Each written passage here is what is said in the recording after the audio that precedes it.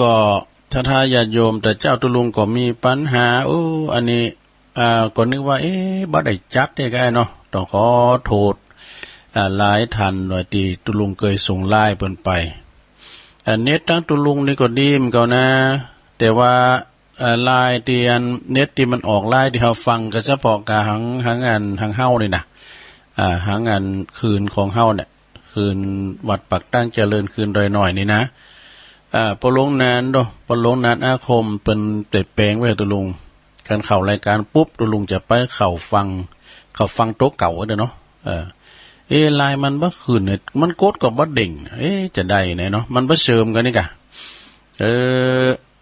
ก่อนไลน์ไปหาอาจารย์พระครูอภิวัฒนวิกรมเพิ่นให้ยรับอยู่สุมาเด้อเพิ่นเฮาก็ว่าเขียนไว้ว่าเน็ตถ้ามีปัญหาเน็ตด้วยหน่อยนี่ดีนะแต่ว่าหน้าปัดมันบ่ดีเฮ้ยหน้าปัดที่โรงนานแปลงเห็นนะไล่ไปหาแม่เดือนเพนแถมเนาะใครเพิ่นมาประสานงานกับอาจารย์พระครูอีกไล่ไปหาแม่จันแถมเนี่ยดูเน็ตถ้าบ่ดีเนาะกันเดียวตุลุงทองจบขึ้นออกบ่ดีตุลุงก็ลองฟังคืนของบ้านตังจอมต้องนี่นะวัดห้วยตองซักขึ้นดังจะดีเพลงออก7 โมงนี่กูเตือนแม่เพนขาวเตี้ยดูเพิ่นจะโทรมาบอกออกแล้วนะตุลุงเสียงชัดเจนดีเด้ก็ลองตุลุงลองไปฟังพอนั้นน่ะซุ่มฟังไปตังห้วยตองซักบ่ต้องเพลงงานเพลินพรมแดนออกจะดีก็มันออกคืนเดียวนี่ก็ยังดีเนาะกูเตือนก็ออกคืนเดียวเนี่ยกะเดี๋ยวนี้ออกโทรอันลองเช็คระบบแล้วออกกันหมดอ่ะเนาะฝางก็ดังแล้วเด้อเมื่อว่าดังกันพร้อมแล้ววันนี้ตัวแทนเนาะตุลุงก็มาพบปะกับศรัทธาปออกไม่ออกตั้งหลายวันนี้มันได้สวดมนต์กับเปิ้นถ้าว่าถึงเวลา4 โมงนี่จะแบกกาวหน่อยเด้อเพราะว่าอาคารมันไกลกับสถานีศาลาปฏิบัติธรรมเปิ้นมีฮอน2 แก่นและตันในก็เป็นลำโพงตู่น้อยแขวนตั้งฝาผนังเนี่ยเนาะเปิ้นจะสวดมนต์เปิ้นออกเครื่องก่อนเสียงจะเล็ดหลอดตุลุงไล่ปิดกระจุกมันนำเลยนะแต่มันก็จะดังอยู่เนอะที่เปิ้นสวดมนต์4 โมงนี่นะเป็นหยังเนาะดังน้อยๆเนี่ยเฮาก็จะว่ากันไปวันนี้จะเตดน้ำของตุอุ้ยนะหลวงพ่อบุญปันปุญญธรรมโมกอยเลาะมาคือเตดให้เปิ้นไปเจ้าภาพวันนี้ก็เจ้าภาพที่เปิ้นตั้งอยู่นานตลอดกาลก็พอสมศักดิ์แม่เพนขาวเตี้ยนะจากตาจ่างน้องหล่องเปิ้นประวรณาไปเมื่อเตทำได้ก็ลืมเด้อตันหาปอน้อยปออุ้ยน้อยปันกันเนาะแม่อุ้ยเงินเนี่ยนะจินหะอิตุลุยขีวาพิษนะแล้วก็นายสอนชั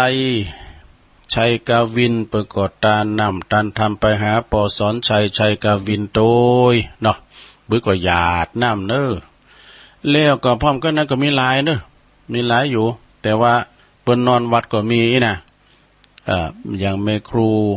ฟองจันเขียวหนอเมืองเขาเปิ้นนอนอยู่วัดพระธาตุดอยนอนี่หลายก่อหลายคุณหลวงพ่อ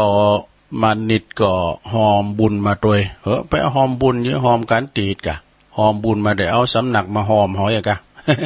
เอาตึงวัดหอมเป็นการตีดตุลุงไอ้เนาะก่อนจะกันไปหนักไปยาวเนาะตุลุงก็จะไหวพระกันไหวพระด้วยกันลงบ้างลุกกันแล้วลงโอนลงโอนถ้าเป็นนอนวัดจ้ะแม่บุญพินเข้าเฝ้าพระเจ้าด้วยการตึงหลงตึงหลายสถานเพื่อความพิสิริเป็นมงคลเนาะไหวพระพร้อมกันอะระหังสัมมาสัมพุทโธภะคะวาพุทธังภะคะวันตังอภิวาเทมิสวากขาโตภะคะวะตาธัมโมธัมมังนัมมัสสามิสุปฏิปันโนภะคะวะโตสาวกสังโฆสังฆังนะมามิ นะโมตัสสะภะคะวะโตอะระหะโตสัมมาสัมพุทธัสสะนะโมตัสสะภะคะวะโตอะระหะโตสัมมาสัมพุทธัสสะนะโมตัสสะภะคะวะโตอะระหะโตสัมมาสัมพุทธัสสะอิติปิโสภะคะวะอะระหังสัมมาสัมพุทโธวิจจาจารณะสัมปันโนสุขโตโลกวิโตอนุตตโลปุริสตัมมัสสาลทิสัทธาเทวมนุสสานังพุทโธภควาติสวากขาโตภควตาธัมโมสันติติโกอากาลิโกเอหิปัสสิโกโอปันนยิโกปัจจตังเวทิตาโปวินโยเหติสุปฏิปันโนภะคะวะโตสาวกสังโฆอุจจุปฏิปันโนภะคะวะโตสาวกสังโฆยายะปฏิปันโนภะคะวะโตสาวกสังโฆสามิจิปฏิปันโนภะคะวะโตสาวกสังโฆญาติตังจัตตาลิปุริสยุคานิอัฏฐปุริสปุคลาเอสะภะคะวะโตสาวกสังโฆอหุนายโยปาหุนายโยตาคินายโยอัญจัลลิกาลันนิโยอนุตตลังปุญญเขตังโลกัสสาติจะยันโตโพธิยามุเลสกายานังมันติวัตตโนเอวังตวังวิจัยโยโหหิจัยยสุจัยยัมมังคัลเลอปัลลาจิตตปันลังเกสีเสปตะวิปุคัลเลอภิเสกสัพพพุทธานังอาคาปโตปโมทะเมสุนักตังสุมังคลังสุปภาตังสุโหติตังสุขันโนสุโมโหโตจะสุยิทังพระมจาลิโสปะทักขินังกายกรรมังวาจากรรมังปะทักขินังปะทักขินังมโนกรรมังปณิทิเตปะทักขินาปะทักขินานิกาตวานะละพันตเถปะทักขิเนสัพปิติโยวิวัจจันตุสัพพะโลโกวินาศตุมาเตภวัตวันตรายโยสุขีติงคายุโกภวะอภิวาทานาสิลิสันนิจังวุตตาปัจจายโนจัตตารโอธัมมาวาทันติอายุวันโนสุขังปะลังเอาแล้วศรัทธาญาติโยมทั้งหลายตัวลุงก็ปินเก้าปินโหสวดมนต์แล้วก็ปันป้อนไปปินตีเรียบร้อยเนาะขอคุณพาติตะไหลลัตนะผ่านแผ่วพระแก้วเจ้าทั้งสามประการได้มาปกป้องคุ้มครองรักษาพระสงฆ์องค์สามเณรอยู่กับวัดกับว่ามีสลีตีคาอายุมันยืนยาวเน้อสืบศาสนาเนาะของพระสัมมาสัมพุทธเจ้าไปเสี่ยงจิรติการยาวนานยาวจีวังแล้วก็ขอได้ปินนาบุญปินติสักการะปูชากราบไหวปอออกไม่ออกศรัทธายึดเหนี่ยวจิตใจเปิ้นเนาะเปิ้นมาปันป้อนโวหารเอวังโหตุมันแน่นอกแน่นใจสำหรับปอนเมืองเขานี่นะแต่เปิ้นปิ้นตุเจ้าไทยเปิ้นมาอยู่ใหม่มาไปบอกเปิ้นเช้า อันนี้ปั่นเฮือนปั่นปอนให้อีป้อตัวเนออีแม่ตัวเนอปะเคนนะโยมนะปะเคนนะยาท่าวริวหาไปก็เอายาท่าเนี่ยยาน้ำนะโยมนะยาท่าวริวหาต่อไปก็ขอขอบคุณตางคืนกันเนอะศรัทธาญาติโยมก็เช็คเช่นเดียวกันเนอะอยู่ดีมีสุขนะวันนี้เป็นวันดีเนาะวันดีฤกษ์ดีความพร้อมดีคือดีตั้งจิตตั้งใจพร้อมจิตพร้อมใจด้วยกันเนาะศรัทธาเนาะเลิกดีความพร้อมฉะนั้นก็ขอให้ปอออกศรัทธาอยู่ดีมีสุขเนอยิ้มแย้มแจ่มใสปราศจากทุกโศกโรคภัยขอเจ็บไปหือมาไก่ขอไข่จะไปหือมากายเนาะปิ้นกำลังจิตกำลังใจกับศรัทธาที่เปิ้นอยู่กับต่างกับเตงนะอยู่กับหอกับเพิ่นวัดว่าอารามก็ไม่ได้ไปตัวเอ้ยก็เอาวัดปิ้นบ้านนะเอาบ้านปิ้นวัดเนาะฟังน้ำฟังธรรมเอาวิทยุปิ้นกูกันไปในโรงเด้อไปกึ่นยังหนักอ่ะนะขอบคุณทางสถานีคืนที่มีบุญคุณกับหูเฮาทั้งหลายนี่นะวิทยุสถานีวิทยุเพื่อการศึกษาพระพุทธศาสนาและวัฒนธรรม FM 104.50 เมกะเฮิรตซ์เนอวัดฝายหินอำเภอเมืองจังหวัดเชียงใหม่โดยเมตตาบารมีตามอาจารย์ท่านพระครูสมุวิสุวัตวรกิจโจตุปีเปิ้นมีใจกว้างเหมือนแม่น้ำปิ่งเนออำนวยความสะดวกกูตุนกูองค์ที่เปิ้นมาจัดรายการเนาะเชิญสัญญาณไปปิ้นตีเรียบร้อยต้องขอไหวสาขอบคุณในเมตตาจิตในท่านพระครูสมุพระครูสมุวิสุวัตนะวรกิจโจตุปีเฮาแล้วก็สถานีวิทยุของคณะสงฆ์อำเภอฝางเนอะอำเภอฝางฝายหินในวามตอนนี้104.50เนาะสุมาเด้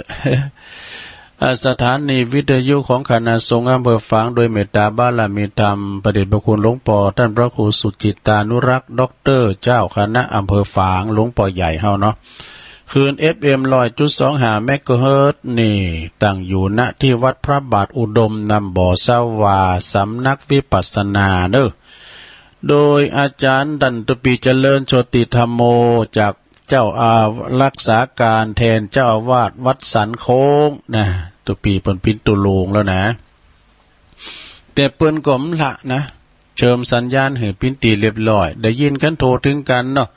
ฝางแม่อายชัยประการนะ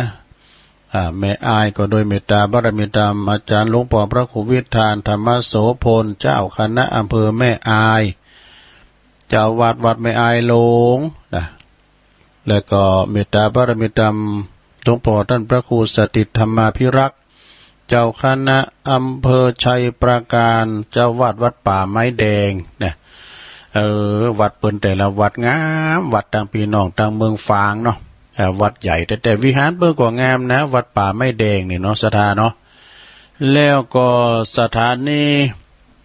หลายคืนอยู่กะนะตุลุงก็ประกาศไป สถานีวิทยุของปดมนี่เปิ้นจะมาวัน4 โมงบนจะแรงด้วยนะเนาะแรงตัวของปดมก็คืน89.50บ้านทุ่งเลลิโอของปดมแม่เทียมวันพุทธวงศ์เนาะนี่ก็เปิ้นถวายเวลากับครูบาอาจารย์เนาะกับศรัทธาเฮาต่างหลวงต่างหลายกันมียังเปิ้นเฮาก็ได้ยินกันน่ะขอบคุณปดมด้วยเนอะแล้วก็สถานีคลื่น100.25มนเสียงธรรมพระใจอยู่ได้106.25มนเสียงธรรมนอกจากอำเภอแม่แจ่มโดยเมตตาบารมีธรรมหลวงพ่อพระครูมงคลวิสิทธิ์หลวงพ่อใหญ่เจ้าคณะอำเภอแม่แจ่มเจ้าวัดบุพารามตำบลช่างเครื่องอำเภอแม่แจ่มเนาะแล้วก็ตุปีอุทัย2อุทัยเปิดเชื่อมสัญญาณไปปิ้นตีเรียบร้อยนะเปิดออกตั้งแต่ที่3ไปนะศรัทธาญาติโยมทั้งหลายแล้วก็สถานีแดนดินถิ่นล้านนานะตั้งอยู่ที่บ้านฮงโงตำบลน้ำบ่อหลงอำเภอสันปัดตองโดยคุณรุจิสมบัติเงาคำนะพี่ไอเขาก็มีใจใฝ่ในธรรมเด้อบินตากล่องตัวกิจกรรมยังมีในเปิดก่อไป103.50เนอแดนดินถิ่นล้านนาเปิดออกตั้งแต่ 3 จนถึง7 โมงฟังธรรมกันอย่างจุใจศรัทธาญาติโยมทั้งหลายเนาะแล้วก็สถานี 98.75 คลื่นธรรมะเพื่อชุมชนวัดห้วยตองซักเนอตำบลขวงเป้าอำเภอจอมทองโดยเมตตาบารมีธรรมอาจารย์พระครูวาปีวรมานิตเจ้าอาวาสและก็ท่านอาจารย์ชาวลิตชัยวังโส เปิ้นก็เชิมสัญญาณไปปิ้นตีเรียบร้อยดูเหมือนจะเป็นเมืองนานด้วยนะเนาะเมืองนานนาน้อยก็ฟังกันไปศรัทธาญาติโยมทั้งหลายฟังกันตั้งแอปตั้งไลน์โดยเนาะคืนไหนแถมคืนนี้เปิ้นมาใหม่เนอะอาจารย์เปิ้นไลน์มาบอกนะคลื่น 101.75 เมกะเฮิรตซ์น่านฟ้าเรดิโอเนี่ยเปิ้นฮับตั้งแต่ตี 4เมื่อก่อนบุดก้อยว่าทำก้ามก่อนเนาะตี 4พุ่นนะจนถึง7 โมงนะทุกวันเลยก็เบิ่งก็จะขอบคุมตั้งแต่อำเภอเมืองอำเภอแม่ริมอำเภอสันทรายอำเภอดอยสะเก็ดอำเภอสันกำแพงอำเภอสารพีหางดงสันป่าตองแม่วังแล้วก็อำเภอเมืองลำพูนพื้นที่ของด้อยหล่อบางส่วนก็ได้ยินเล็กน้อยนะอันนี้ก็คลื่นน่านฟ้าเรดิโอ 101.75 เมกะเฮิรตซ์เนาะอันนี้ก็ปูจาปาใสกันไปทักทายกันไปแล้วบอการทักทายก็เสียงไปหลายนาทีเนาะก็อุจากันไปศรัทธาญาติโยมหลายเนาะพอเฮามาเตนเปิ้นนะก็เกมนำเกมทำไว้เหมือนกันขอบคุณเน้อศรัทธาญาติโยมบัดเดี๋ยวนี้นี่เปิ้นยุคนี้สมัยนี้เปิ้นโหมสอบกันเฮาไปกันปิ้นขาบนไปตานเตนตานหลอดไฟตานเตนเก่าวัดก้ามสังกายนะที่วัดพันราโดยหน่อยนี่ก็มาเกิดกันตึงวันนะก็ชุดใหญ่พองชุดน้อยพองมาปิ้นขอบโคพองมากระเดือดปันป้อนแหลมเต้นบ่ไหนเดี๋ยวไปวัดหน้าแถมตุลุงไปวัดหน้าแถมเอียกะนะ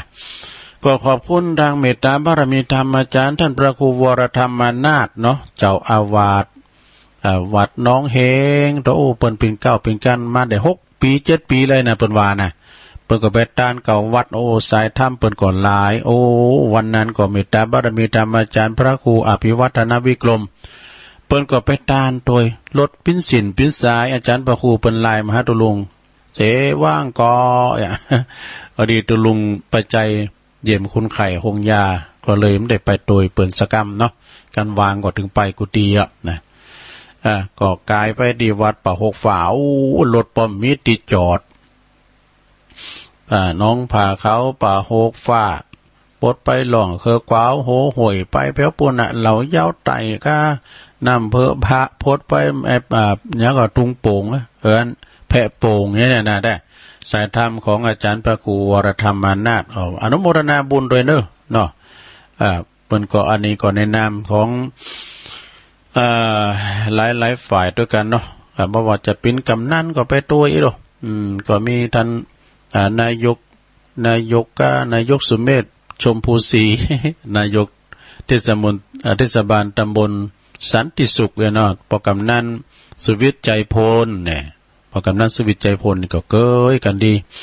คณะสงฆ์ก็โดยมีท่านพระครูสุคนบุญญากรเนี่ยเจ้าคณะตำบลสันติสุขเจ้าวัดคันธาวาสทุ่งปุยพร้อมกับหลายเพิ่นไปกันนะหันในเฟซในไลน์แล้วก็อันนี้ประกอบเป็นตานกูปีสิริถาวโร คณะสงฆ์ตำบลยางครามก็เพราะว่าเป็นเน่นนะเพิ่นไปทางสายบ้านเกิดเพิ่นพุ่นนะมีตังท่านพระครูสถาพรพัฒนาลังสีเจ้าคณะตำบลยางครามเนาะวัดใหม่พัฒนาเปิ้นป้าพระเนนไปกุปีวันนั้นเปิ้นก็มาตานที่นี่กะตีคณะสงฆ์ตำบลดอยหลอเขต2ปีแล้วไปเขต1ปีก่อนนั้นไปตำบลสองแควเปิ้นไปกุตำบลนะแล้วเปิ้นไปกันหลายเด้อเปิ้นปีนกันนะคณะสงฆ์ตำบลยางครามตึงไปในไปนอกประสงค์สามเณรก็มีหลายแล้วเปิ้นก็อันเข้ากันดีลองแหละตามตุลุงไปจอยงานว่าจะงานต่างทำโลงก้างานธรรมสัญจรไกลน่ะเปิ้นปินกันตึงไปในไปนอกไปในก็มีท่านพระครูสถาพรพัฒนาลังสีเนี่ยเป็นเก้าเป็นกันเจ้าคณะตำบลน่ะพร้อมกับคณะสงฆ์ตำบลตั้งไปนอกก็มีท่านนายกถนอมกำใจนายกเทศบาลตำบล ยางครามเนี่ยนะอันนี้นี่ตานไปทัวร์มดอ่ะไม่ใช่ว่าในตำบุญนะไปมดอ่ะเปิ้นไปกินไปตานที่ไหนก็ไปปาสีภรรยาเปิ้นไปปอกำนันก็ปอกำนันเย็นแสงตาล่ากำนันตำบลยางครามพร้อมกับเปาหลงผู้ช่วยสารวัตรแผดไปกันหมดอ่ะนะโอ้พินตินาอนุโมทนาเนาะสดาญาโยมเปิ้นก็ไปกินไปตานกันหนักกันหลายชุดใหญ่วันนั้นก็มีคณะศรัทธาสายบุญชมรมผู้สูงอายุบ้านป่าสร้างหน่อยบ้านโหฝายท่านเจ้าอาวาสเพิ่นก่อนนำมาแม่ตอมเขาเนาะเอารุ่นศาลาแล้วก็มีที่นางเหมือนกันสายบุญบรรณ6 7ตู่กันนี่เนาะ อาจารย์สวัยทองพันช่างเขาพอท่านผู้พันเขาก็มาคุณหูจักมาคุณกันเนาะปีวันเขาเนี่ยแม่ตอมแม่ดีก็นะมากันหลวงกันหลายขอบคุณตัวลุงตอนรับตุ่มน้ำไว้ก็กินกันเนาะน้ำบะตุ้มบะนาวกันนะเปิ้นมาเดี๋ยวเปิ้นมันอยู่มื้อประกอบไปตันแล้วก็ตันจุดไปกันเนาะแล้วก็วันวาเนี่ยวันวานี่ก็วันซืนกันเนาะคณะศรัทธาวัดตุงเกงพระครู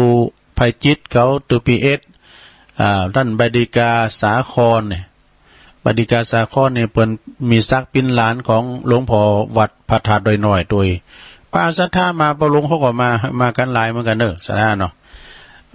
ก็ขอขอบคุณกับศรัทธานาบุญมากินมาตานกันเอาละศรัทธาญาติโยมว่าไปก็โมนกันไปก็เดี๋ยวตุลุงเจ้าว่าทำกันเปิ้นมีเจ้าภาพนี่เนาะก็ว่าทำกันไปศรัทธาญาติโยมตลอดแต่คือแล้วนี่ก็ซุ่มฟังนะตั้งพระบาทโทโมนแหละเปิ้นมีการเทศนำเทศธรรมกันอาจารย์ท่านพระครูกัลยาณปริยัติกิจนะเปิ้นบรรยายเปิ้นก็ไปปฏิบัติธรรมกันที่วัดพระพุทธบาทตักผ้าตัวลุงก็ซุ่มฟังกัน ฟังจนจบนะแล้วก็ฟังท่านมหาเสาแก้วตัววิทยุมี2เครื่องกันแยกภาษาใดตุนะเขาถามก็ได้นะกันนะไผว่าคือก็ฮู้หมดแล้วเนาะต่อไปจะเทศธรรมแล้วก็จะมีเกตเล็กเกตน้อยมามาจ้ากันเนาะตามสไตล์ตุลุงเอาหันหน่อยนี่หน่อยมามาจ้ากันอันนี้เป็นธรรมของตัวอุ้ยเนอะหลวงพ่อบุญปันปุญญธรรมโมวัดแม่โป่งดอยสะเก็ดนะเปิ้นก็เป็นเรื่องคารวะธรรมนะวงเล็บนะโพเพดเมยักโพแก้วเมแสงนี่ลองฟังก่อนได้ลงเนอะแต่มันเป็นบ่ล็อกก็แก๊กหน่อยนะ ก็ฟังไปเดินเนาะลงเนาะทำบางผูกนี่มันก็เทศง่ายชวนติดตามไปอยู่โมนะบางตุนบางฉบับมันก็เป็นบ่ล็อกก็แก๊กมันน่าจะลุ่งอย่างอี้มันลุ่งสักกะมันไปติธรรมเนอะไปติธรรมเนอะสุมาเนาะเป็นบ่ล็อกก็แก๊กหน่อยนะมันก็ป้อลื่นไหลสักตัวใดลงเนาะลองฟังก่อนได้ลงเนอะ ฟังไปกันหมดก่อนรับไปเนอะนะเป็นวามอย่างนั้นแหละเนาะคารวะธรรมฟังบ่เนอะนะโมตัสสะภะคะวะโตอะระหะโตสัมมาสัมพุทธัสสะทุราวาสาคาราทุขติสาทะโวดุลาโสตุจันนาสัพปุลิสะทั้งหลายมวลหมู่ยิ่งใจแม่ห้างสาว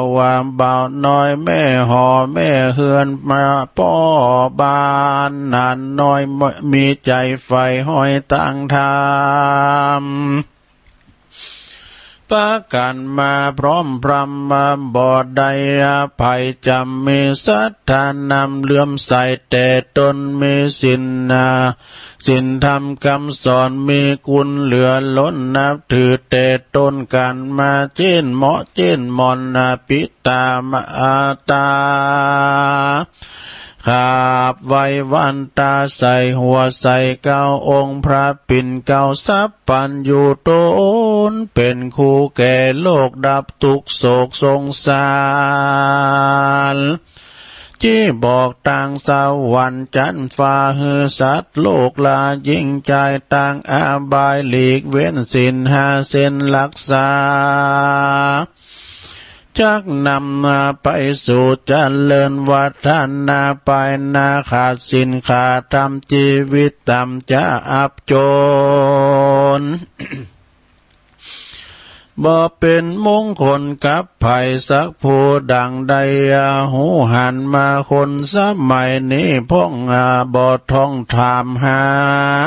สินดำกาบ่หูสักคอบ่ทานักนาเพียงสามสี่คอเขาก็บ่เข้าใจเลยว่า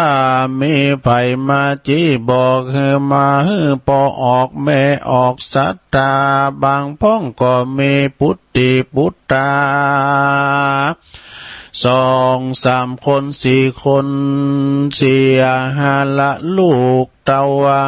เป็นกำพร้าเครื่องขี่พ้องพวนนี่จรจากพ้องก็เมียพรากนี้กลายเพราะคัดเครื่องเพราะคัดใจเครื่องเกียรต่างแจ้งต่าง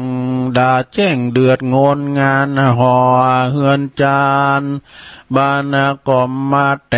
กจักแตกเลิกล้างแยกกันไปเหมือนอยู่กลางเปลวไฟฮ้อนไหม้เพราะต่างไร้ศีลธรรมบ่มีถ้อยกำจ่าม่วนเจ็บปันปวนในใจอยู่อยู่ที่ไหนก็ฮ้อนทุกข์สะท้อนเลลนเพราะว่าต่างคนก็มาต่างมืดบอด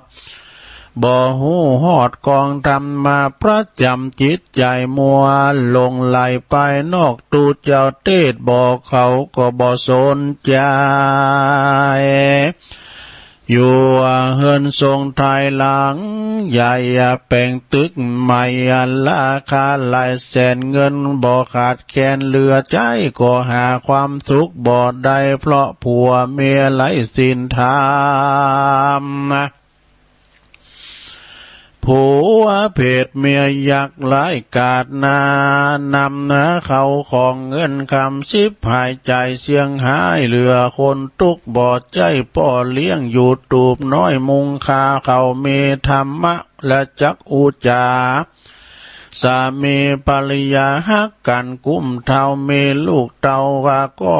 เป็นคนดีบ่เสียศักดิ์ศรีพ่อแม่บุญเผื่อแผ่อุดหนุนบ่เนลาคุณพ่อแม่ใจเผื่อแผ่อาลีก็เพราะบุพการีพ่อแม่เจ้าสั่งสอนลูกเต่าอยู่ถอยฟังกามพ่อแม่ทำเป็นตัวเป็นแบบอย่างอยู่ห่วมสร้างห่อเฮือนกำบัวลานเตือนไว้ว่าหน่วยไม้บ่หล่นไก่ตนเต้แลนนาสาธุจานาสัทธามวลหมู่อันอยู่สังเกหาต้องมีคันละวะธรรมะสี่คอเหมือนรถมีสี่ล้อวิ่งได้สบายถึงทุกจุดถึงที่จุดหมายบ่คัดบ่คล้องพ่อหอแม่เฮือนเอาพี่น้องอันอยู่ร่วมท้องเดียวกันเหมือนเขียวกับฟันเนกันไปบ่ได้ดังข้าวว่าเก่าดังข้าวว่าก่อนเก่าไว้มานานว่าถวยและจ้อนเครื่องครัวส่งสารมีบ่มีวิญญาณก็ยังถูกต้องเสียงฟัดฟอกกันเสียงดังคิงคองแห่งแตกในลั่นจักมนุษย์คนเฮามีสารพัดยิ่งนักจักยิ่งกว่าอันสันใดเพราะว่าเหตุนี้ละนามาปอนพระจิไขปฏิบัติมาในธรรมมาอย่างยอมเมียเสียคอตีหนึ่งนั้นคือสัจจะความจริงบอกกึดในคอบองอในเอ็นหันก็ว่าหันหูก็ว่าหูบ่อูมุสา เมียว่าจะสัตย์ซื่ออันเป็นสื่อวางใจกันงานใดบ่แล้วบ่ละแอวสวักวางนะอย่าจะข้างเกียอย่าจะข้างเกียรติข้านมัวเปื้อนบ้านเปื้อนจักดูแควนผัวเมียกู้ยากมากกว่าเงินแสนกวนนากากวนหักแปลงอู้กันถูกต้องผัวเป็นหิงเมียเป็นของเมียเป็นของเขาของเงินทองตุ้นเต้าอยู่กุมเท่าเต้าตายจะเล่นข้อที่สองนั้นคือธรรมะหัดมือหัดฝึกยะการหัดฝึกแยกกาแยกเวกแยกการหูจักสารป่าแปลงไปหูจักไฟการงานดัดสันดานตัวเก่านิสัยบ่เขาก้าไผ่ชอบเอาใจตัวเป็นใหญ่ละขว้างไว้บ่ดีเอามานุษย์คนเอาจูปูอูกันลุ่งทรงกันปออยู่ตูบมอสอก็เป็นสุขใดพระยานพรหมพยาพรหมว่าไว้เป็นข่าวสุนตอนฝากไว้ขาติทำก่อนกรรมสอนเป็นข้าวบางตอนจดจำใส่ใจว่าเต็มว่ามีเต็มว่าเตี้ยกินเตี้ยนอนกิดกับก็ยังหูได้ยืนไปก็ยังอยู่ได้ยืนไปกิดกับจอมหัวอกหัวใจอาการจิตจอมหัวอกหัวใจจักอดอยู่ไปหัวใจปิ่นบางกึดนาการสั่งบ่อหันเป่ากว้างบ่อนึ่งเมินนึ่งจอมแต่นั้นแลนข้อที่สามนั้นคือว่าขันติอดทนแน่นแต่ต่อเจตนาเจ็บป่วยเมื่อยคายมันเกิดเป็นได้เป็นธรรมดามันบ่ฮ้อนหายหลายแรงนำทนเวทนาก็ไปก็หายไปได้พ้องก็มาห้องให้อวยครางยักการก็บ่แล้วเกิงคอนกลางทานลิแกงแตงว่าอำพังหนาวเย็นเมื่อยคายดาขันเขายะบ่ได้ยะบ่กายกลัวเจ็บป่วยหายเลยบ่กินข้าวเจ็บป่วยเจ็บปวดแต่เราก็ควรกินยาประมาทลาสานักหนาบ่ได้บ่ควรจะใจมันยาคนจักนินทาจะขวัญเล่านาอดทนต่อกรรมเบิดดำมาตำจ้ามนุษย์โลกลาตึงมียะการตึงเมียกรรมนายกกรรมยาวนินตาเสียสีกรรมบอดมีแป่งกรรมบอดีติมาดายบ่เป็นมงคลเอามาแปดปอเป็นต่างก่อเว้นกรรมยาลงลำเกี่ยวของหือปีหือน้องผิดการตัดสัมพันธ์เครือญาติผัวเมียปัดพรากก่อเพราะขาดความอดทนเจื้อกรรมสนกรรมสอบ่เกิดพอต่างไกลจักตุกใจเมื่อลาพ้องก่อนละลูกเป็นกรรมพาเววนมนุษย์ปูตูจนพ้องจุเหือใดพ้องใกล้หือเสียพ้องกวลำเลิศเจริญก้าวหน้าพ่ออุ้ยแม่ปาบุพกาลีมีลูกปุตติปุตตาเต็มบ้านเปิ้นจ่าปากตานปิยาเมียกำหวานกำเพาะอภัยล้อโสดตาบ่มีมึงหาอยู่กันกุ้มเท้า จนสวกไม่เต้าตวยกันลูกปงลูกเต้าปงปันสุขสันตัวนาบ่อตกจาตำนาจาสาคนบ่อสุขสนย่ำแย่ก็เพราะพ่อแม่เปิ้นมีศีลมีธรรมนะผัวเป็นคำเมียเป็นแก้วว่าแถมกำบ่แล้วคือผัวแก้วเมียแสงผัวหักเมียแปงบ่อึบยากการอดทนแถมนั้นตรากตรำทำงานบ่ละทิ้งการเมื่อยังบ่แล้วบ่ลบเอวนีงานเป็นที่ลำคาญจุมหมูดีแต่อวดหูแก่ตัวอ้างว่าเจ็บหัวปวดท้องมันบ่ถูกต้องตามอ้างหนาวอ้างหนาวอ้างฮ้อนนิสัยประจำนาการงานบ่ตามเลี้ยงตัวบ่กุมจาขาสาละจาคะสาละช่วยกันเตือมตุมหมู่จุมตะกลุ่มเดียวกันบิดแบ่งปันเพื่อแผ่สกุลพ่อแม่เดียวกันมิตรปงปันเพื่อนพ้องเพื่อนบานะป้อหอแม่เฮือนเหมือนฝาสีด้านของเฮือนหมายถึงธรรมะสีข้อตักเตือนคันละวาดของเรือนละเลือนบ่ได้สัจจขันติจำเป็น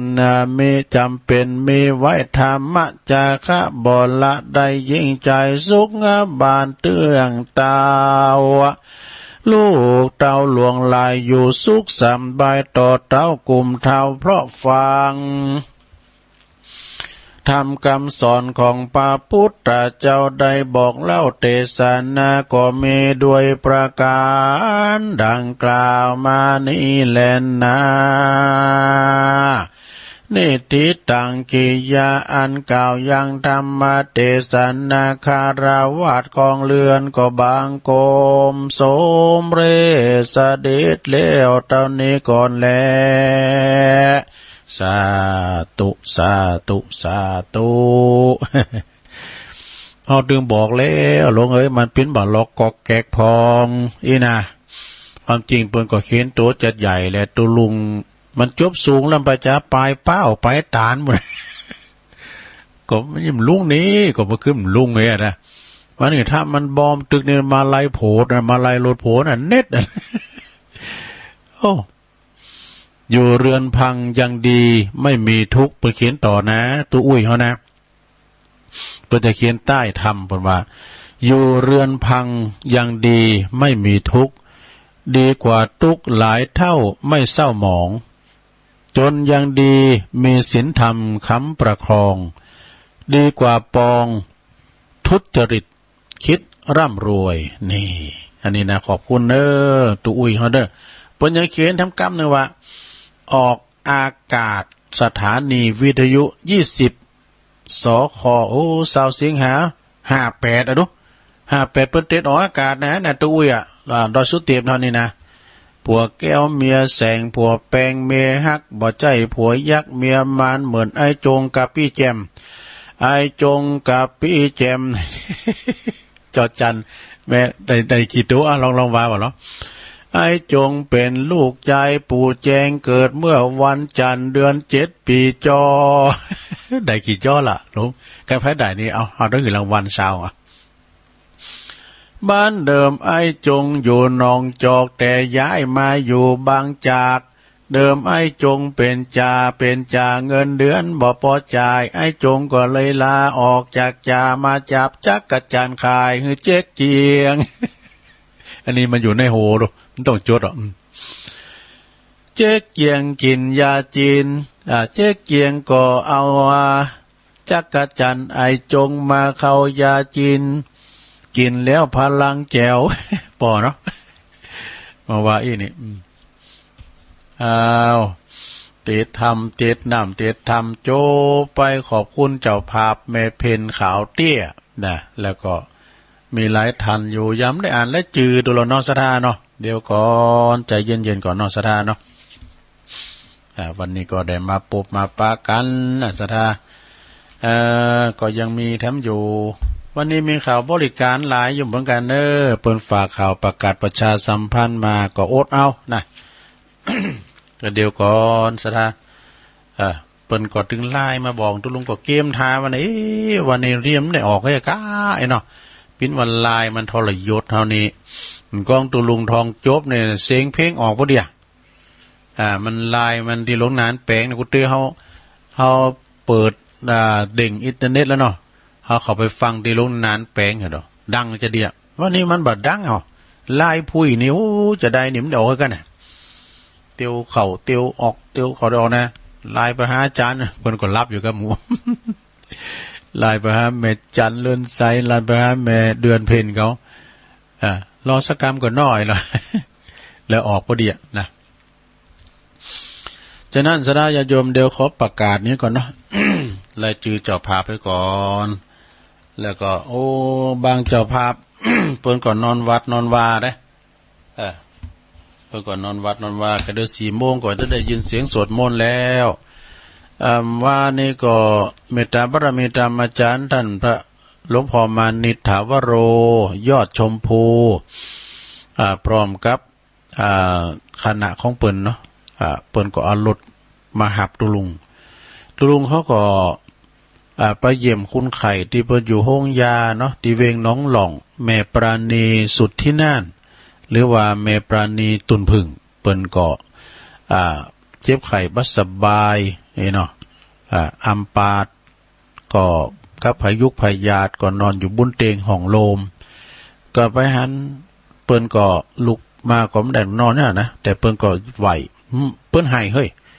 หันผ่าเหลืองเข้าไปจ้ะเปิ้นให้แล้วก็หันนั้นหันศรัทธาไปแอวหาอีกกันเนาะแต่ก็สบายแล้วแต่ถ้าอยู่ห้องยาหลายวันอยู่ว่าก็โทรมาขอบคุณตัวลุงนะจะได้อยู่หลายวันอยู่หมอเปิ้นเมื่อปิกเตื้อนะก็อยู่ไกลหมอนะก็ดีเปิ้นไปเติมน้ำเกลือใกล้น่ะเนาะได้กำลังใจจะหลายเนาะขอบคุณทางหลวงพ่อมานิโตยที่เปิ้นมารับเอาตัวลุงว่าตัวลุงจะมีรถนี่ใจก็ตึกนะถ้ามีรถนี่ดัดไปใจหาแต่ว่าเปิ้นมาหับก็ต้องไปขอบคุณทางหลวงพ่อมานิจางหันมาก็มาแอวที่แม่น้อยกาดนาแท้เนาะ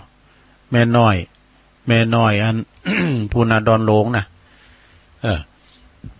เปิ้นก็ป้าเปิ้นบ่ดีนะเปิ้นก็ป้าเปิ้นบ่ดีก็ขอขอบคุณกับหลวงพ่อมานิตพร้อมกับคณะของเปิ้นหลวงพ่อมานิตก็หอมกันเตดตุลุงยอง1 ซองขอบคุณแล้วก็หอมกันน้ำกาไฟแถม1 ซองขอบคุณแม่น้อยการนัดก็เลยหอมกันเตดตุลุงมาแถม1 ซองขอบคุณแม่น้อยแต่ฟังอยู่หั่นไปนอนวัดกะบุตรก่อยแฮมก้ำก็อ่านก้ำเนาะแม่รำพันธ์แม่รำพันธ์เป็นมาตวยหลวงพ่อหรอทาวันนะแม่ป่าไม้แดงหอมบุญเนาะหอมกันเต็ดนี่หอมกันน้ำกับไฟ1 ซองอันนี้ก็คณะของแม่ต่อมเขานะแม่ต่อมป่าสร้างน้อยนะแม่ต่อมถ้าไปนอนวัดก็แม่ต่อมป่าสร้างน้อยก็หอมมา1 ซองแม่วันดีสุวรรณล้อมป่าสร้างน้อย หอมกันเตดมา1 ซองแล้วก็หอมดินกระเบื้องมุงหลังคาแถม100 บาทตุลุงเขียน1แล้วแม่ครูฟองจันเขียวหน่อเมืองทำบุญตันไปหาเจ้ากรรมในเวรเต็มบุตรเทวดาพอเกิดไม่เกิดหอมกันเตดตุลุง1 ซองเจ้าของเพิ่นยังนอนอยู่วัดนี่นะ เพิ่นมานอนวัดกุศินแม่อุ้ยฟองสมป่าซักบ้านตาไม้ตำบลน้ำดิบก็มาหอมกันเตดเต็ม20 บาทการนำกาแฟเต็ม20 บาทยินดีแม่อุ้ยฟองเเพิ่นก็มาวัดถึงวันกุศินแม่บัวแก้วสีกรตาบ้านน้องผ่าขาวซื้อกระเบิงซื้อกระเบิงมูลราคากุฏิหลวงพ่อ200 บาทยินดีแม่บัวแก้วแม่บัวแก้วเหมือนกันเป็นเจ้าภาพการเตดตุลุงแถม50 บาทยินดีหลายๆเนาะจบลงไปขอบคุณบางท่านเพิ่นก็ย้ำได้ยินนะเพิ่นมานอนวัดเนาะอย่างหลวงพ่อมณิตเขาเนี่ยเพิ่นนอนวัดหรอหัวก็นอนวัดก็บ่เป็นตุเจ้า ชิวมามันใจเปิ้นสวดมนต์แล้วก็มวยเนาะป้อนให้กันก็เดือนละครั้งจะดังละ อย่านั่นเลยแม่เพนเนอร์ยะทาวาลีวาหาปุลาปาลีปูเรนติสากัลังเอวะเมวะอิโตตินังเปตานังอุปกปปติ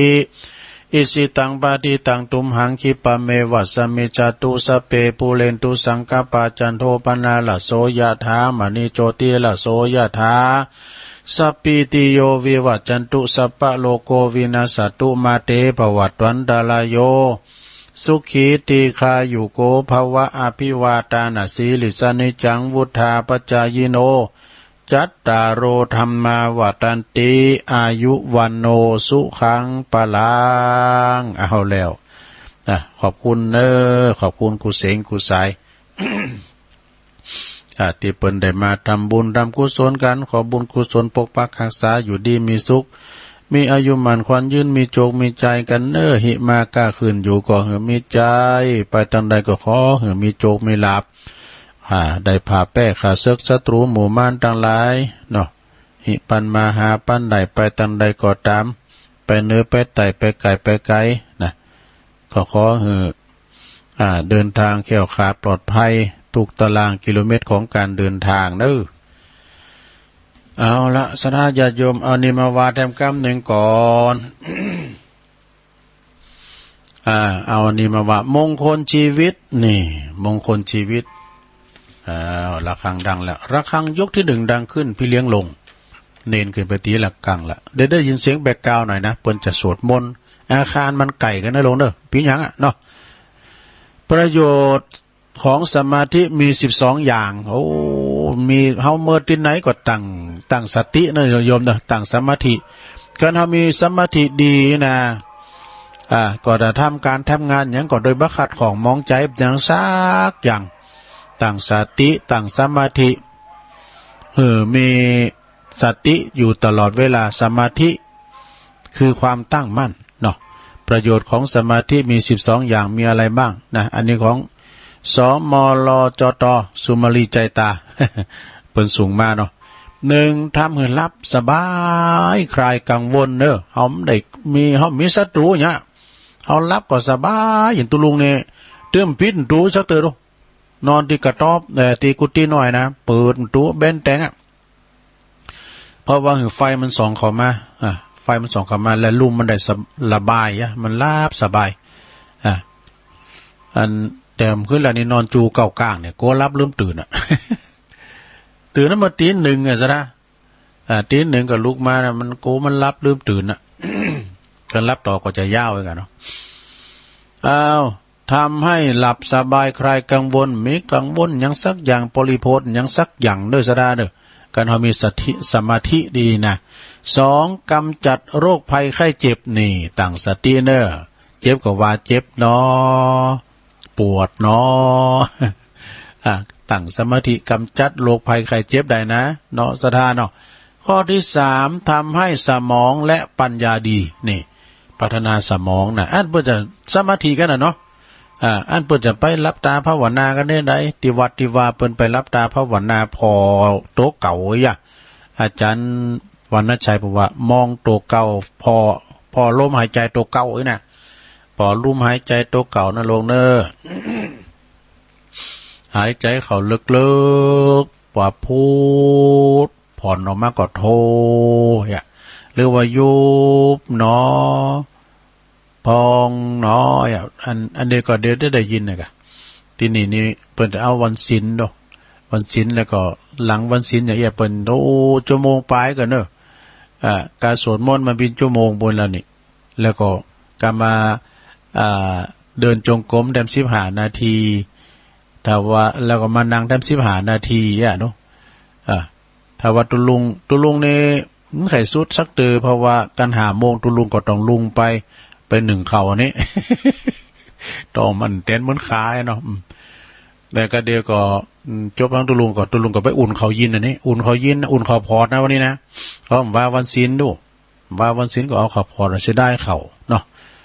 แล้วก็ว่าก็ไม่ได้ไปแจกเป็นตัววันนี้ก็ไม่ได้ไปแจกเป็นตัวนะเพราะว่าวันศีลได้วันนี้หันพักนะพักกาดก็มีพักแค่ก็มีแต่เอาอย่างได้ดีหมดน้อยก็มีในเปิ้นเอามาเหือก็มีดูหลังตำเคยกัน พักละแถมแม่ดู พังละวันนั้นไปมาตาแหนบ่โตนักขนาดเด้อพักละก่อนแม่นักขนาดกะหลวงพ่อมานิก็กะได้เอาพักละมาน่ะแล้วก็เอาเฮ็ดนางฟ้าดูแน่หลวงพ่อมานิมาเหือแม่สีพันธุ์กันเนาะแม่สีพันธุ์ก็ตำหน้าพีขามาเรียบร้อย ของกลับมาน่ะมีปัญญาดีเนาะสถาญาโยมทั้งหลายทำหือสมองและปัญญาดีนะข้อที่3นะมีสมาธิแล้วข้อที่4นะประโยชน์ของสมาธิข้อที่4ทำให้รอบครอบก่อนทำงานนี่ไปเยการเนี่ยก็ตามเด้อเฮาตั้งสติตั้งสมาธิแต่ไปประมาทเด้อยิงขับรถก็ดีหรือมีสมาธิสติทำมันยังกับเครื่องยนต์กลไกนะเครื่องจักรต่างๆนะโอ้ระวังเด้ออันน่ะเปิ้นเหมือนกินยามันงงนะกันมันงงแล้วจะไปเยการตีเครื่องจักรนะดินที่เอานิ้วไปคือเปิ้นเนี่ยเนาะนี่มีขอบทำให้รอบครอบก่อนทำงานนี่ประโยชน์ของสมาธินะประโยชน์ของสมาธิแล้วข้อต่อไปข้อที่6เนี่ยบรรเทาความเครียดนะเวลาเฮาเขียดมาเนาะความโมโหโทโสเนี่ยมันมีเหมือนกันหมดกิเลสโทสะต่างๆโทสะเนี่ยความรุนแรงนะเฮามีความโกรธความเกลียดโมโหโทโสในปิ้นหนึ่งเนี่ยกิเลสตัวนี้นะบางคนนี่ทำมันยังไปโดยมันยังคิดหรือว่าโดยเดียวว่าเปิ้นเรียกว่าทำไปบ่ฮู้โตนะบ่ฮู้โตเปิ้นว่าทำอย่างบ่ว่าหยังทำไปโดยฮู้โตฮู้สึกโตบางคนนี่เป็นคุณที่ว่าคุณดีแท้ๆนะประมาทพลาดพลั้งกิเลสตัวนี้เขาสิงนะทำหือเปิ้นเจ็บโตหรือว่าไปกระทำลายเปิ้นทำหือคุณดีๆเนี่ยเพราะว่าโทสักขินาความโกรธความเกลียดเนี่ยมันเขาสิงเนาะไปทำลายกันไปขาไปฟันไปแทงไปไกลน่ะเขาคอกโดยที่ว่าพลาดพลั้งไปหน่อยเดียวนะสะท้านเนาะความโกรธความเกลียดนี่นะความโทสะโมหะตัณหาความโกรธนะความใจเห็นโกรธคือโง่โมโหคือบ้า เนาะความโกรธใจขันติมาหลังงับตามเตอก่ออันเฮาบรรเทาความเครียดความโกรธความเกลียดนี่นะเนาะบรรเทาความระงับความร้ายกาจนี่ก็โอ้มเจ้าข้ามไปด้วยน่ะระงับความร้ายกาจข้อที่5เนาะระงับความร้ายกาจเนี่ยความให้กาจนี่ก็สะท้านเนาะแต่เฮามีสมาธิมีอันทำคำประคองเนี่ยขอความร้ายกาจเฮาก็จะหนักขึ้นไปต้องมีสมาธิเนาะระงับความร้ายกาจนะแล้วก็ข้อที่6เนี่ยบรรเทาความเครียด จะไปเขตนะลงเนออยู่มาถึงมื้อถึงวันแต่ไปกึดหยังนะกึดเอาปัจจุบันไว้เนาะงั้นถ้าเกิดก็คือมันเกิดแต่มันเกิดก็ไปกึดถึงมันทำจิตใจสบายไว้เนาะกึดถึงคุณงามความดีเฮาไว้นะกึดถึงที่ความที่มันอยู่ห่มเย็นกันมันโหดถึงต้นนั้นก็กึดถึงความดีมันกึดฮอดมันมาผอมากอยเฮาก็ว่าไปนะเอามาเต็ดอกเต็ดใจจะไปกึดกับมันว่ามันมาว่างกูเจ็บช้ำน้ำใจกับมากึดต้นนั้นมันก็ว่าเปิ้นว่าตัวอะไรมันกึดอยู่นะ ว่าเปิ้นวิญญังเฮ้ยดังนั้นบรรเทาความเครียดความโกรธความเกลียดเนาะข้อที่ข้อที่7ประโยชน์ของสมาธิข้อที่7มีความสุขเป็นพิเศษเนอะนี่เฮาจะหันว่าอันเปิ้นมีความสุขเนี่ยสำเตอเปิ้นนางเหมือนไปรอหยังไผก็ตามเปิ้นจะนับลมหายใจถ่าดูการทำมาเกิดว่ามันยังนานมาแล้วเนอะอันยิ้มออกจากห้องมาแล้วเดียวนะมันก็จะมีความเครียดได้หมดมีความสุขเป็นพิเศษนับลมหายใจถ่าเปิ้นก็เดินบนดึงมานะเนาะจะไปกึดหยังหนักมีความสุขเป็นพิเศษเวลาเฮานั่งสมาธิกาเฮารอไปกับกำหนดหายใจไปเลยนะเนาะข้อที่8ประโยชน์ของสมาธิข้อที่8ทำให้จิตอ่อนโยนนี่จิตใจอ่อนโยนนะเนาะไม่แข็งกระด้างเนาะตักตายเปิ้นโดยความนำเสียงนุ่มโนนไพเราะพอพิงปิยวาจาอุโมนจาหวาน จะไปโอดผู้โอดลัก จะไปอู่อย่างผ้าบักเล็กเนี่ยเป็นวานะยังกินเล็กกินค้างก็ไอ้นะผ้าบักเล็กก็คือหมายความมาอู่สะทกสะท้านเหมือนติ้มใจอู่นะอู่ปากแข็งกระด่างนี่กันเนาะอู่อ่อนโยนเนอสะดานเนอไปผอปกาแม่ค้ายน่ะถ้าเตือนในใจเนี่ยในห่อนลงรังนะเปิ้นแปลงใจดีอู่โมนเจ้าหวานลูกกาก็ติดในหลานนี่นะเนาะไปถามเตอปกาแม่ค้ายเปิ้นใจคันติขนาดไหนบางคนก็ต่อแล้วต่อแฮมอยู่หั่นเนาะนะเปิ้นว่าอันนี้ตัวนี่นะเดี๋ยวนี่นะ200ไปต่อเปิ้น50ไปว่าซื้อเตือมันใจกาบ่นี่ข้อที่9กลับใจได้นี่กลับอกกลับใจเด้อการมีสมาธินะโอ้เฮาเตียวล่ำตางมาด้วยนี่น่ะปอกนะกลับอกกลับใจกลับใจตีให้มาสู่ตีดีนะกลับใจให้มาเป็นดีเด้อศรัทธาเนาะอย่างที่บางคนนี่นะบางคนนี่เปิ้นได้เข้าวัดเข้าว่านะศรัทธาญาติโยมแต่เปิ้นก็ฟังรายการเนี่ยพลังเงียบจัดหลายน่ะตุลุงอู่อยู่นี่คนเดียวคุณฟังจัดหลายเฮาว่าเปิ้นไปวัดกันหมดกาเปิ้นได้ฟังกาเปิ้นอยู่บ้านก็จัดหลายหรือเปิ้นไปวัดก่อนเนาะเฮาก็ฟังกันไปในโลงเด้อฟังกันไปเปิ้นพลังเงียบมือเปิ้นฟังพลังเงียบจัดหนักจัดหลายน่ะซับเตอเปิ้นโทรมามันเต้นนะก็เป็นหยังเปิ้นอย่างตุลุงน่ะการเวลาเปิ้นรับฟังรายการคนอื่นเนาะตุนอื่นน่ะเปิ้นเฮามารุ่นตอนเดือนเปิ้นโทรศัพท์มันโมนตอนนั้นน่ะพอเราก็เดี๋ยวจะตั้งใดโอ้จากเมืองฟางเอาไปละปูนจากละปูนไปปะเวงผ่าเผาไว้ได้เอารุ่นนะโมนเนาะเดี๋ยวก็ช่วยกันรุ่นเนาะกลับใจได้เนาะข้อที่10เนาะประโยชน์ของสมาธิข้อที่10นะเวลาจะสิ้นลมจะพบทางดีนี่เวลาจะพบตั้งลมนะก็จะปะตั้งดีเนอะจะสิ้นลมหายใจนะอันนี้ก็เวลาเป็นเวทนากันเนาะโอ้คนแก่นี่เป็นนี่ปิ้นอยากตายอยากล้ำเลยนะเพื่อก็จะไปสูบมาขันเกี่ยวทาง3 ตีวัดกาเดี๋ยวพอเดินมาเห่าโอ้ลุงนั้นเข้าไปในวิหารนะโดยเจ๊ไผ่ที่ไหนเนอะลุงนั้นนะแต่ไปสูมาเกี่ยวทั้ง3เกินมาความมาคูณเป็นเวทนาเพิ่นก็เรียกกันเนาะซัมเตอร์ได้ลงล่ำกำเกินปากล่ำกำเลอไปทางพระเกี่ยวเจ้าทั้ง3ประการไปยกที่ต่ำยำที่สูงก้าอย่างนั้นเนาะไปปมาตะก้านี่จะได้จะหนึ่งโดยกายวาจาใจเพื่อก็จะไปสู่มานี่เนาะซัมเตอร์ก็โอ้ไปเตดนำเตดทำตานโคตานสะพานถึงมีมดุคุณเปิ้นเวทนานะเนาะไปบอกตั้งจีต่างเอาทำซะเลยก็ทำมหาวิบากของไปเตนะอย่างตลุงทองวานะก็ทำดีมันถูกตีนะมาเจอพี่น้องเจ้าบ้านเนี่ยโผล่ไปยังดีอยู่นี่ปัญหาเมื่อย่ำตานทำขึ้นมาเนี่ยทำมหาวิบากนี่ ฟังแล้ววิธีมนต์นะโอ้ก็เปิ้ลบนอยู่ดีมีสุขลูก อันนี้นะ เวลาจะสิ้นลมเนี่ยจะพบทางดีนะโลเนอร์จะปะทางดีจำเติมเป็นเวทนานะเพิ่นไปบอกไก่หัวนะปุโธเนยนะเพิ่นบอกกรรมฐานดูพร้อมพองในคุณเถ่านั้นเพิ่นนานตายว่ะคุณบอกปุโธตายไป2คุณย่ำตาย ไปบอกให้รู้ล้านนะอีพ่อนะกันทว่าอันเปิ้นฮับสมัครพอจะตายก่อนนะอีพ่อจะไปยกมือก่อนเลยเด้อเพิ่นนายตัวเก่าบ่น่ะเพิ่นนายตัวเก่าบ่นะซะนะเพิ่นไปคืนเพิ่นเรียกว่าไปเคลื่อนภพอีกเนาะเพิ่นตายนี่มันรุนแรงไปเพราะว่าไปใหญ่ภพนะจากภพมนุษย์นี่จะไปปิ้นภพหยังเอกเนาะเวลาจะสิ้นลมกับภพต่างดีจะเตอไปอยากเห็นบ่เอ้ยนั้นมาสอนนั่นน่ะบ่เอาก็กินเนี่ยนะกินได้ตัวนี้เอาก็เคยบ่นนี่บ่เนี่ย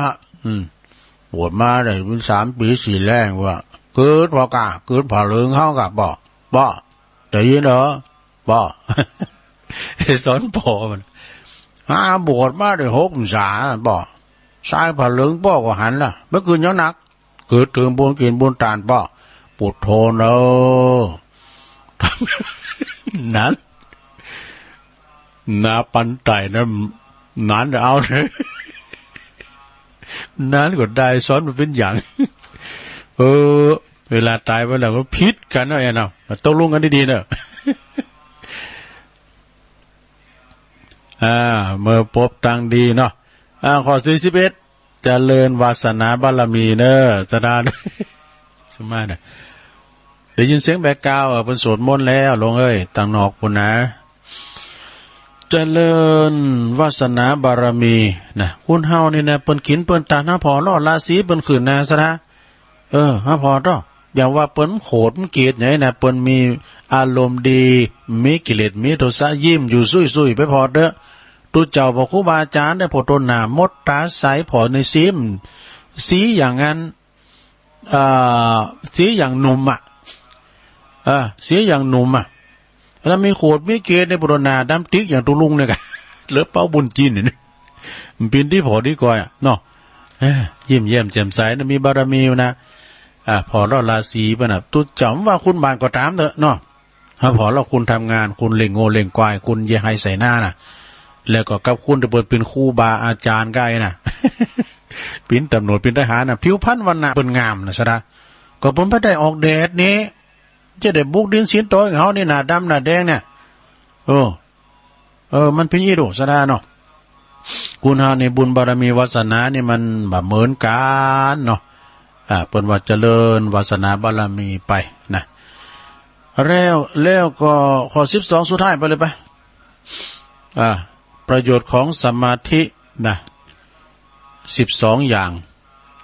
เป็นกุศลอันยิ่งใหญ่นี่เป็นกุศลอันยิ่งใหญ่เนอะสมาธินี่นะสระนะ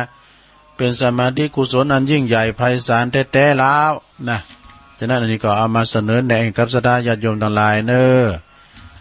ที่ใดอันดันกันเนาะ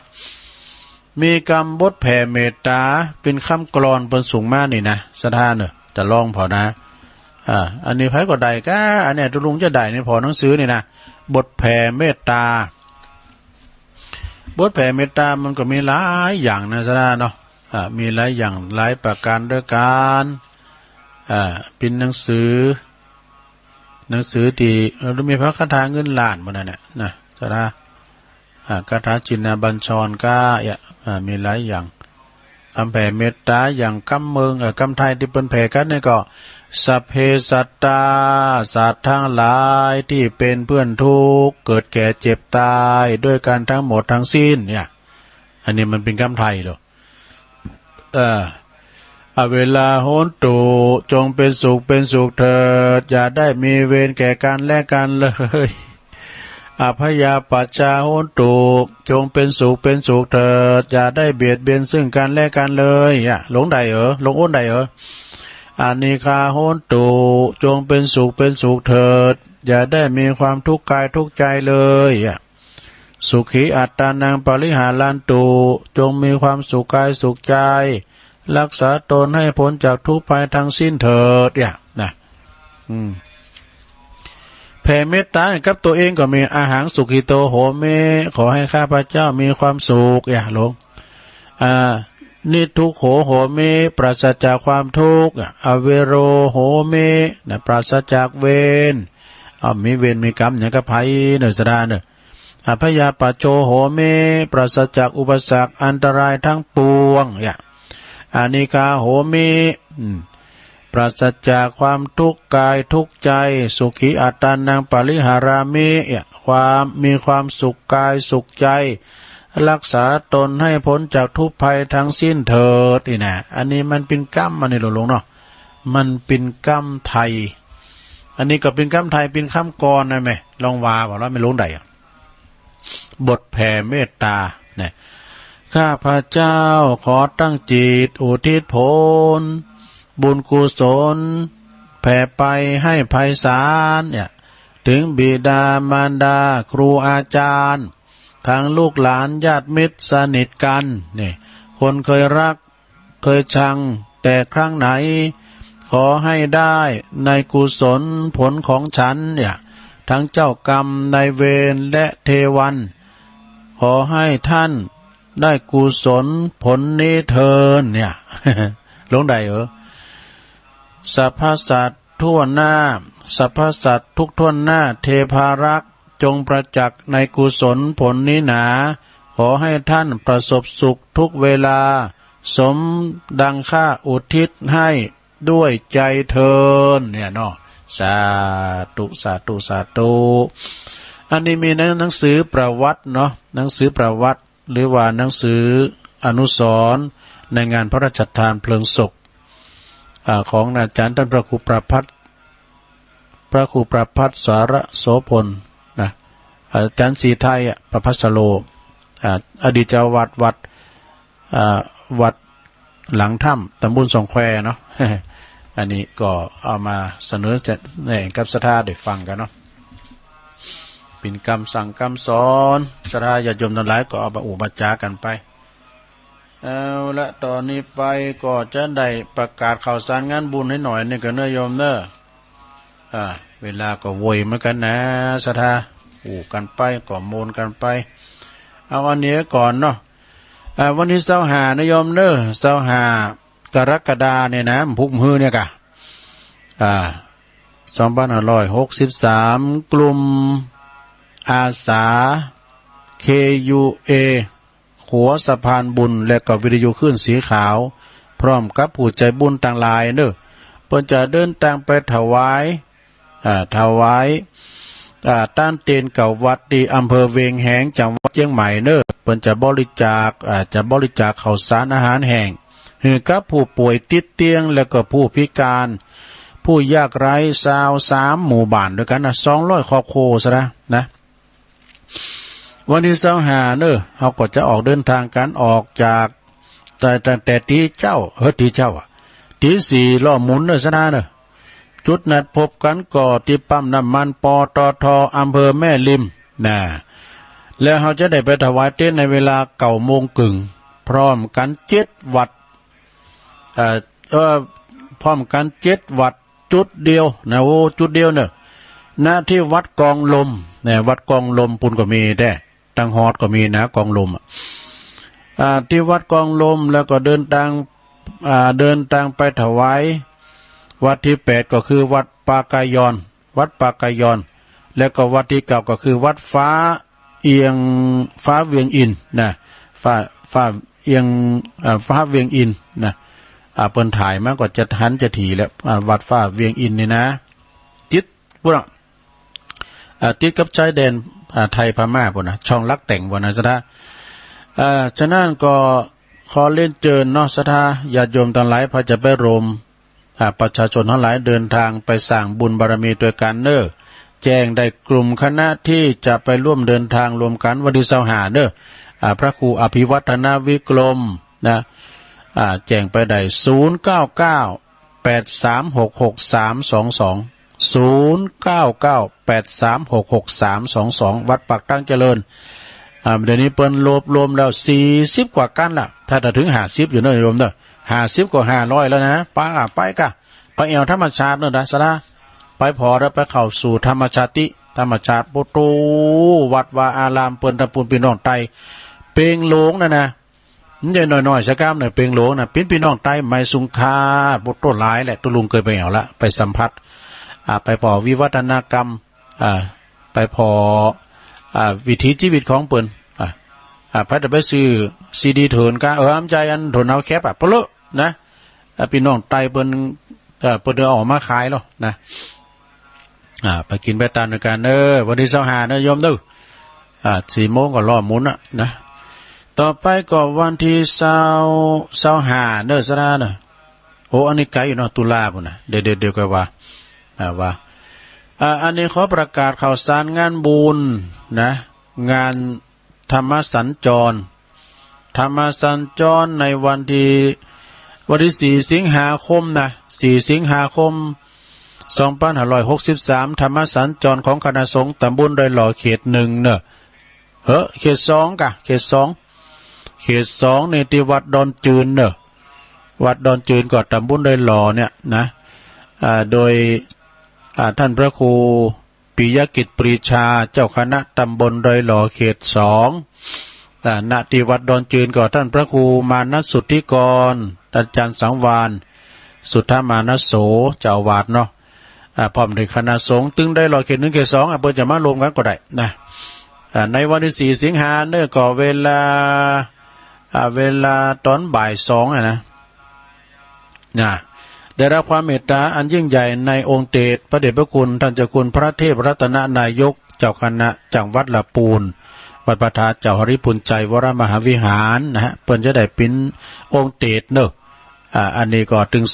2-3คณะบ่ว่าจะเป็นคณะสงฆ์ไปในแล้วก็คณะชมรมกำนันผู้ใหญ่บ้านโดยมีปกำนัน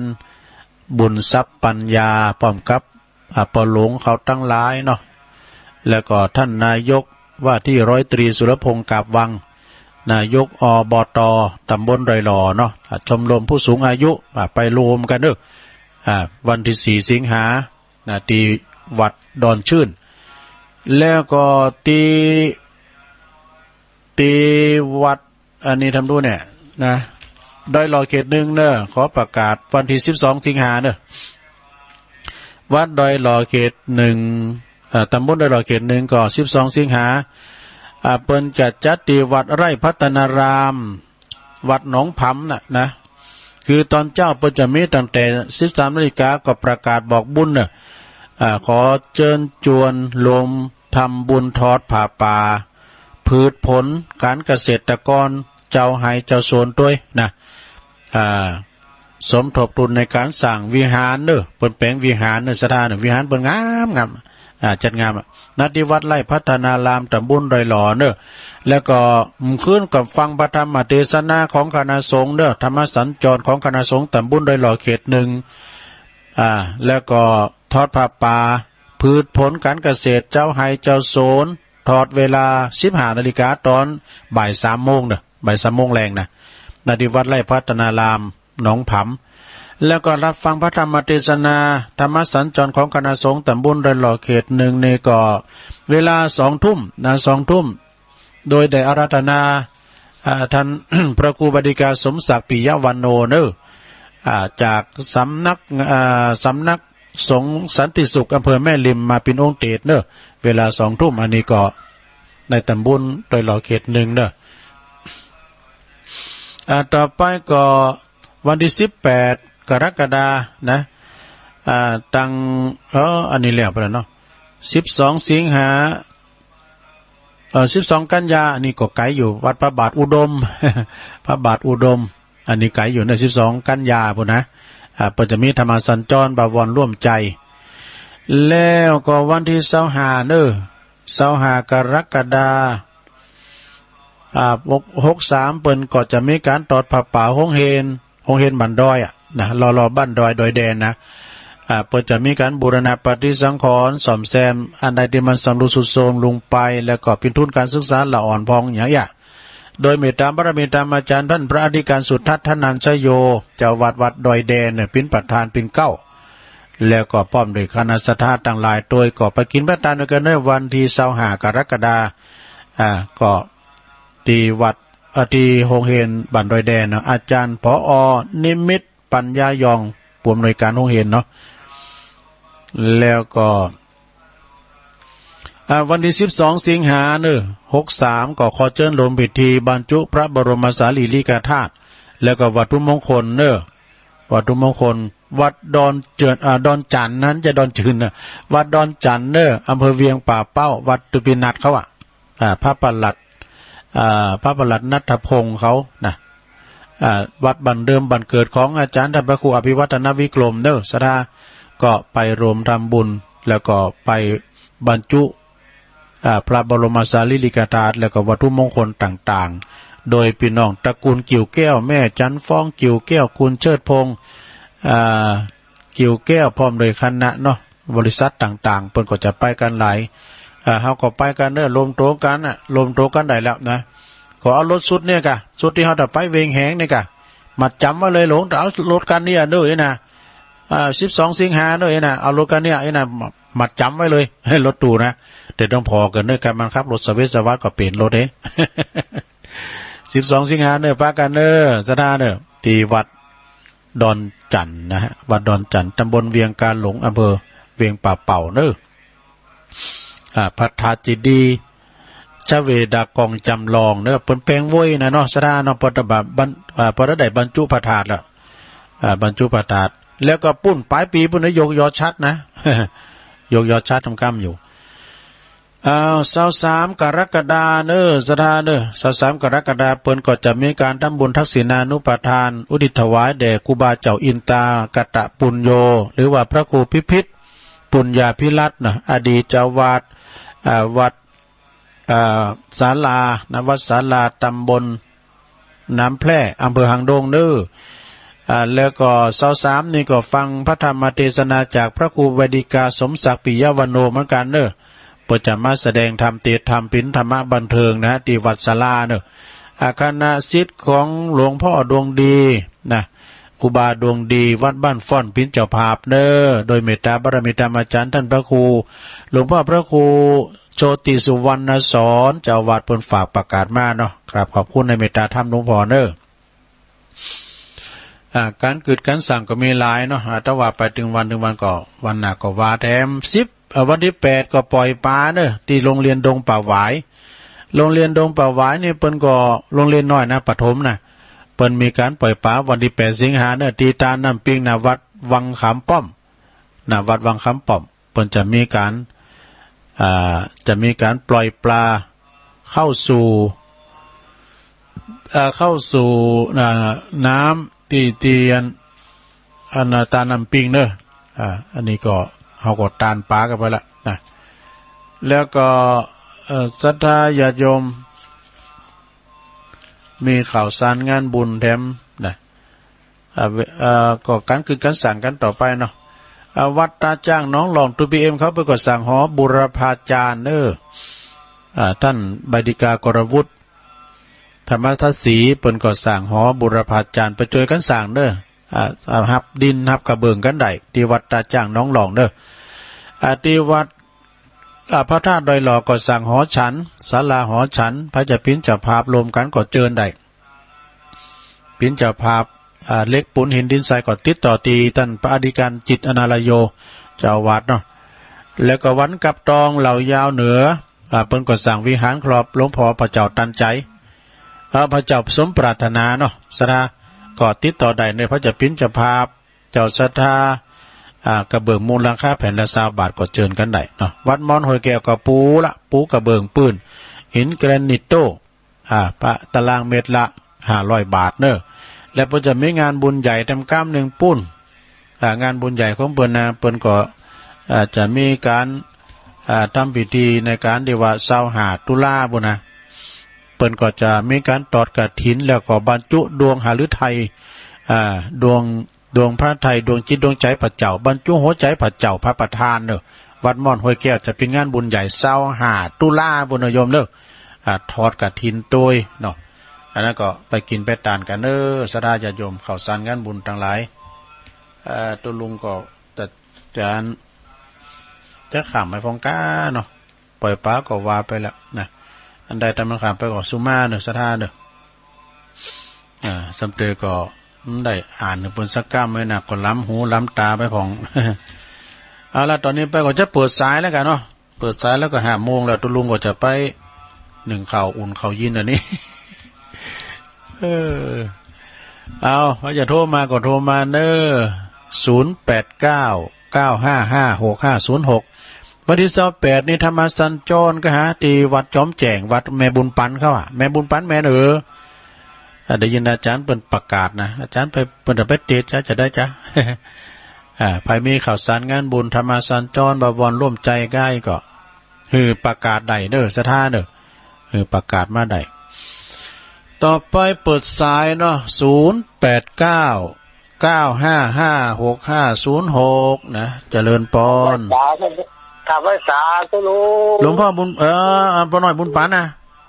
ครับผมโอ้พ่อน้อยมาก่อนเลยแท้สายแหลกเลยนะครับผมวันนี้ตัวใหญ่ตุลุงมาแทนท่านพระครูกะอันพอดีอาจารย์สาธิตเปิ้นได้จัดเนาะแล้วเปิ้นก็ตุลุงแตนเนี่ยกะโอ้เป็นน้ำมูกครับผมเรียกว่าฝึกได้ฟังตุลุงมาพูดมาฮือเมื่อก่อนนี่นะวันนี้มันเป็นพิเศษหน่อยเปิดปะตุลุงก็ดีใจขนาดฟังเจ้าแล้วเนาะ ครับผม ดีกะดีกะโอ้ดุกเจ้าแต่กะอันน่ะ ครับผมฟังตลอดเวลาให้กับร้องใจ โอ้ขอบคุณบ่น้อยด้วยเนอสาธุสาธุปุ่นอ่ะ12 กันยาปะการพี่น้องฟังเด้อเจริญปอนภาษาลุงป้อบุญมีเมืองกลางมาแล้วฟังจ้าแล้วเนาะพี่จังจ้าบุญปันเดี๋ยวนี้บุญมีทำแล้วฝนตกอ่ะครับพี่โอ้ก็ว่านั่นน่ะตุลุงอยู่ในห้องกระจกน่ะแต่มันตรงว่าครับฝุ่นซึ่งมันปึงก็ข่มซาเนาะใช่ค่ะเนาะคือไม่เจ้ารู้มันโอ้ดีกะอันนี้ก็ตีนึงอ่ะตื่นมาลุกมาเลยอ่ะว่าตีนึงมันได้เป็นรับเป็นนอนกันเวลาต้องออกรายการนี่นะฟังตู้นะพ่อตุลุงก็ฟังตุลุงทองตัวจังหวัดลุงทองขอบคุณป้าบุญมีเนอเป็นกำลังใจมากนะโอ้ป้าบุญมีก่อนเน่นเหนียวเนอเหนียวเน่นแตะผู้ฟังอาวุโสเฮาน่ะเจริญปอนดังกอยเนี่ยแม่อยู่ไหนเชียงฝางเจ้าโอ้แม่หยังก่อนเนี่ยแม่อินทนินนะเชียงหัวลินฝางเจ้าแม่อินทนินกะแม่จันทรีเจ้าฮะแม่จันทรีอ๋อแม่จันทรีลูเนี่ยแม่จันทรีฟังเจ้าแล้วเนาะแจงโฮลินเนาะแจงโฮลินฟางดีละชัดเจนเลยเนาะแม่เนาะยินดีแม่เนอแม่จันทรีเนอโอ้สาธุที่กับมันมนอกมนใจกับเปิ้นโทรมาเนี่ยเนาะหอมจะอู่คนเดียวนะเปิ้นฟังพลังเงียบทำจัดหลายเจริญปอนมาช้าเจ้าอันนี้ไม่ย่อยเจ้าแม่สมผัดมาแล้วแม่ย่อยสันทรายเนาะลุงฝนโตกว่าสวามีฝุ่นชั้นหน่อยนะมีบากำเดียวก็ฮะสวามาทำมือกับตกบาลายเนี่ยมันตกฝนตกแดดออกกันน่ะกำเดียวก็เตวสลาย่ำลุ่งจากอันบุญหลังคาอันกุฏิสลาเยการอยู่เขาพูดว่าฝนตกเข้าหรอมันตกมาแต่บากำเดียวน่ะมอกไรไก่ไรจ้างเนี่ยกะมันตกหลายอย่างโกมันเสียงมันฝนตกอย่างงั้นใครมันนำปิ้งออกฝั่งไงครับนะเนาะเอายินดีแม่สมพัฒน์เนอสาธุอันนี้ก็แน่นเนียวเนอแม่สมพัฒน์นี่นะแม่หย่อยสันทรายเจริญปอนใช่สาเจ้าแม่เจริญบ่ใช่เลยแม่เจริญปกฝนตกก็ฝนตกหลายที่บ้านตกแม่ตอนนี้มันตกแม่นับม่วนก็คือว่าฝนตกจังโดยรอวงเตอตอนนั้นก็ได้อีดูดยาจะบ่เหี่ยวแล้วบ้านนี้บ่ยาปลูกผักปลูกคุณเจยดีแท้อันนี้ก็กันตกก็ขึ้นดูพี่น้องเจ้าสวนลำไยทำแล้วได้ยิ้มใส่เจ้ามันน่ะแต่ได้คิวอย่างน้อยแต่ว่านั่นก็ได้คิวน้อยนะแล้วยาบ่เหี่ยวนี่พี่ยังวันใดวันหนึ่งมันจะตกมาเนาะแม่เนาะเจ้านุ่งมันต้องไปทำต้องเบียนกันไปค่ะอากะเจ้าฟังอยู่นะเจ้าขอบคุณฟังตั้งแต่เปิดเพลงแล้วนะยินดีเด้อวันพักมาแทบไปเลยสาธุวันพุธนี่ก็วันพุธก็ฟังธรรมเทศนาท่านพระครูสังฆรักษ์ธนอัตถ์นะวันพฤพุธกลุ่มมาวันพฤหัสเจริญปอนเจ้ากะไม่จ่าเจ้าทุลุงโอ้แม่สายพินมาแล้วแม่สายพินธรรมะเจ้านี่ม้วนนะเจ้านะอันโพเพจไม่อยากเอาให้หน่อยแล้วมีเหรอก่อนแม่สายพินเจ้าถ้าเป็นผ่าจะได้ให้จิมเนอร์บาดีโลกขนาบาดีกาตาจังค คนเฒ่าเปิ้นสั่งบดีไปนั่งคันใดบดีตัดเล็บเมื่อค่ำบดีห้ำหาผีตายน้ำเหล้าไม่ไรบดีไปกินไปแย่งบดีกินก่อนตานบดีมานก่อนแต่งบดีไปแข่งตั้งวาสนาหน้าบุญเก่าตุกสิทธิ์ยากบดีประมาทตะกุลบดีกินก่อนตาลุนเข้าของสักศูนย์วายวอดปดมาเตอคนงามจำเดียวใจพินจะบอกบดีไปสวกกอกกับผู้ข้างผัวหญิงบดีขุดตุนแลกเขาบดีหงเราขายกินบดีขี้โลกทรัพย์สินแม่ตาดำนินจะเล่าบดีสูบกัญชาบดีกาของเก่าบดีไปเล่าฝันแก่บ้านอบตบดีเป็นคนขี้ลักบะมักเป็นคนขี้ขอสันไทยบะมีความปอจะได้ตุกใจขนาดสิบนิ้ววันตาขอจะน้อมกราบสันไทยเป็นคนฉลาดคือมันไปนั่งฟังธรรมบดีเล่าพี่เล่าน้องบดีพี่ต้องเถียงกัน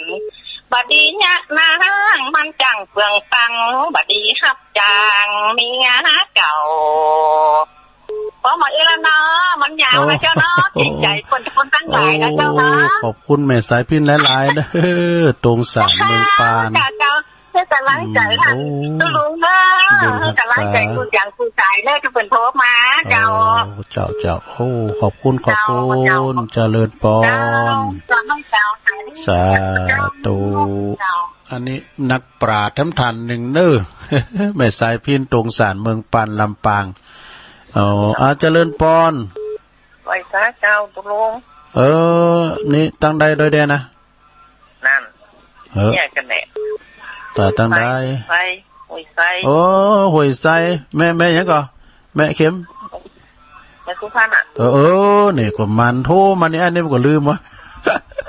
โทรแล้วมันติดแม่สุพรรณแม่สุพรรณมงคลพันธุ์เนาะเจ้ามงคลพันธุ์ฝนมาตกอีกน้องมีฝนไหมใส่คืนนี้ก็ตกทั้งวันหวยไส้เนาะเจ้าฝนตกฝนตกทั้งวันนะเจ้าฝนตกทั้งวันอันน่ะก็ตกนะกระมันมื้นนะจ๊ะนั่นน่ะตอนนี้ก็น่ะบะกำเดียวว่ามันจะถึงกับวันน้ำร้อนน้ำไหลกันแหละนั่นน่ะมันกินฝนน้ำฝนเนี่ยมันปึงข่มสานะจ๊ะตากะมันปึงข่มสาวัดก็เป็นสักเติมเดี๋ยวนี้อยู่บ้านนะฟังตามครูบาอาจารย์น่ะเด้อพี่หยังเนาะมันแข็งแรงแต่ก่อนอากะกินยาบำรุงแต่เอาสังขารเอาสุขภาพไปก่อนเนาะสาธุเนอขอบคุณเนอแม่สุพรรณแม่สุพรรณเนี่ยปดโตเปิ้นเด่นแล้วเอาถ่ายรูปไว้อยู่ด้วยเปิ้นมาตานอื่นเปิ้นตั้งแม่ลดคำน้องยาวเนี่ยชัยประการได้รับแล้วเนอที่สูงมาได้รับแล้วเจริญปอนสาธุพันตีหลวงพ่อมานิดมาแล้วแม่นแล้วหรือว่าไปสวดมนต์นี่เดี๋ยวไปสวดมนต์นี่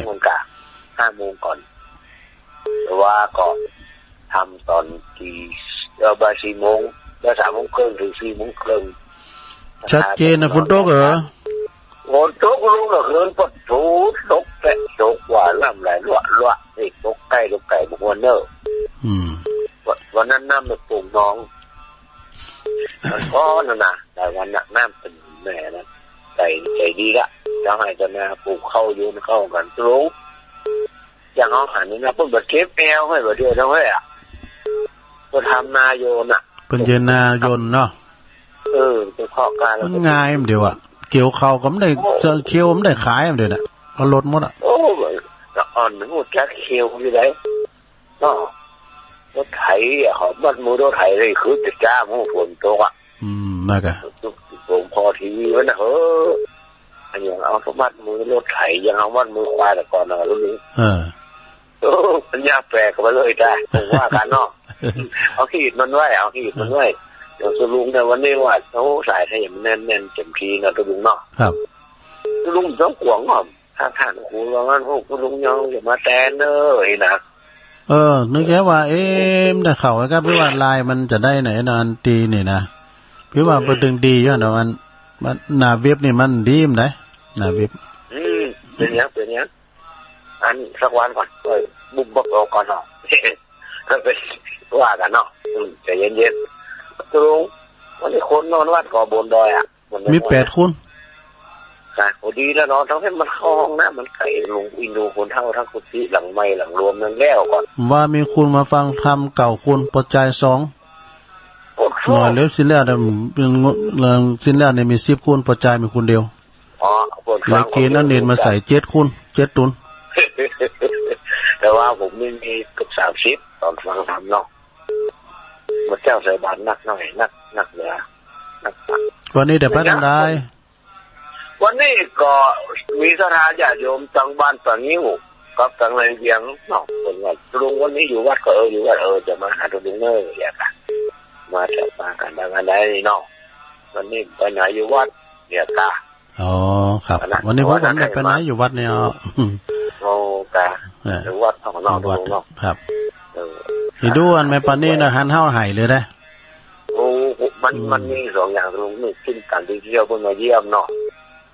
เป็นปีที่ยินดีปีที่นี้น้ำตาหลั่งไหลอันนี้ตาตุลุงมาเนี่ยอันนี้กับตุลุงน้องนี่นะหันแล้วก็มีกำลังใจตุลุงครับถ้าเขาไปหันอย่างอ่านเขาโอ้ตัวเก่ามันก็ต้องเป็นอย่างนี้เหมือนกันนะเนาะไอ้นะปันหอมปันหายเนออย่างเนาะปันหอมปันหายเนอแม่ตอนนี้อย่างกันจะอย่างนั้นเจ้าหน่อยฮะก็แล้วก่อนไปแม่น้อยก่อนอยู่กาดนะเนาะเฝ้ากาดแล้ววันนี้คุณนอนเหรอวัดกาดคุณไปนอนวัดพระบาทพวกอะอันก็ประกาศชื่อคนแถมวันมันก้ามก็ประกาศก็ประกาศถ้าหมายมดอ่ะปล่อยวันการก่อนปล่อยวันนั้นปุ่นก่อนเนาะคนฝากมาเป็นเจ้าภาพบ้านประตูกุฏิใหม่ในบ้านมีอาจารย์บ้านประตูที่ไมเนอร์นะกุฏิรวมเนี่ยซองมาละยังไงก็มาละบอกเถอะวันพุธวันศุกร์วันเสาร์ถ้าไม่น้อยอยู่ว่างๆนะลุงเทศก็ตรวจปั่นป้อนอากาศสกุลแถบกำเนาะครับขอบคุณครับตุลุงวาสาครับโต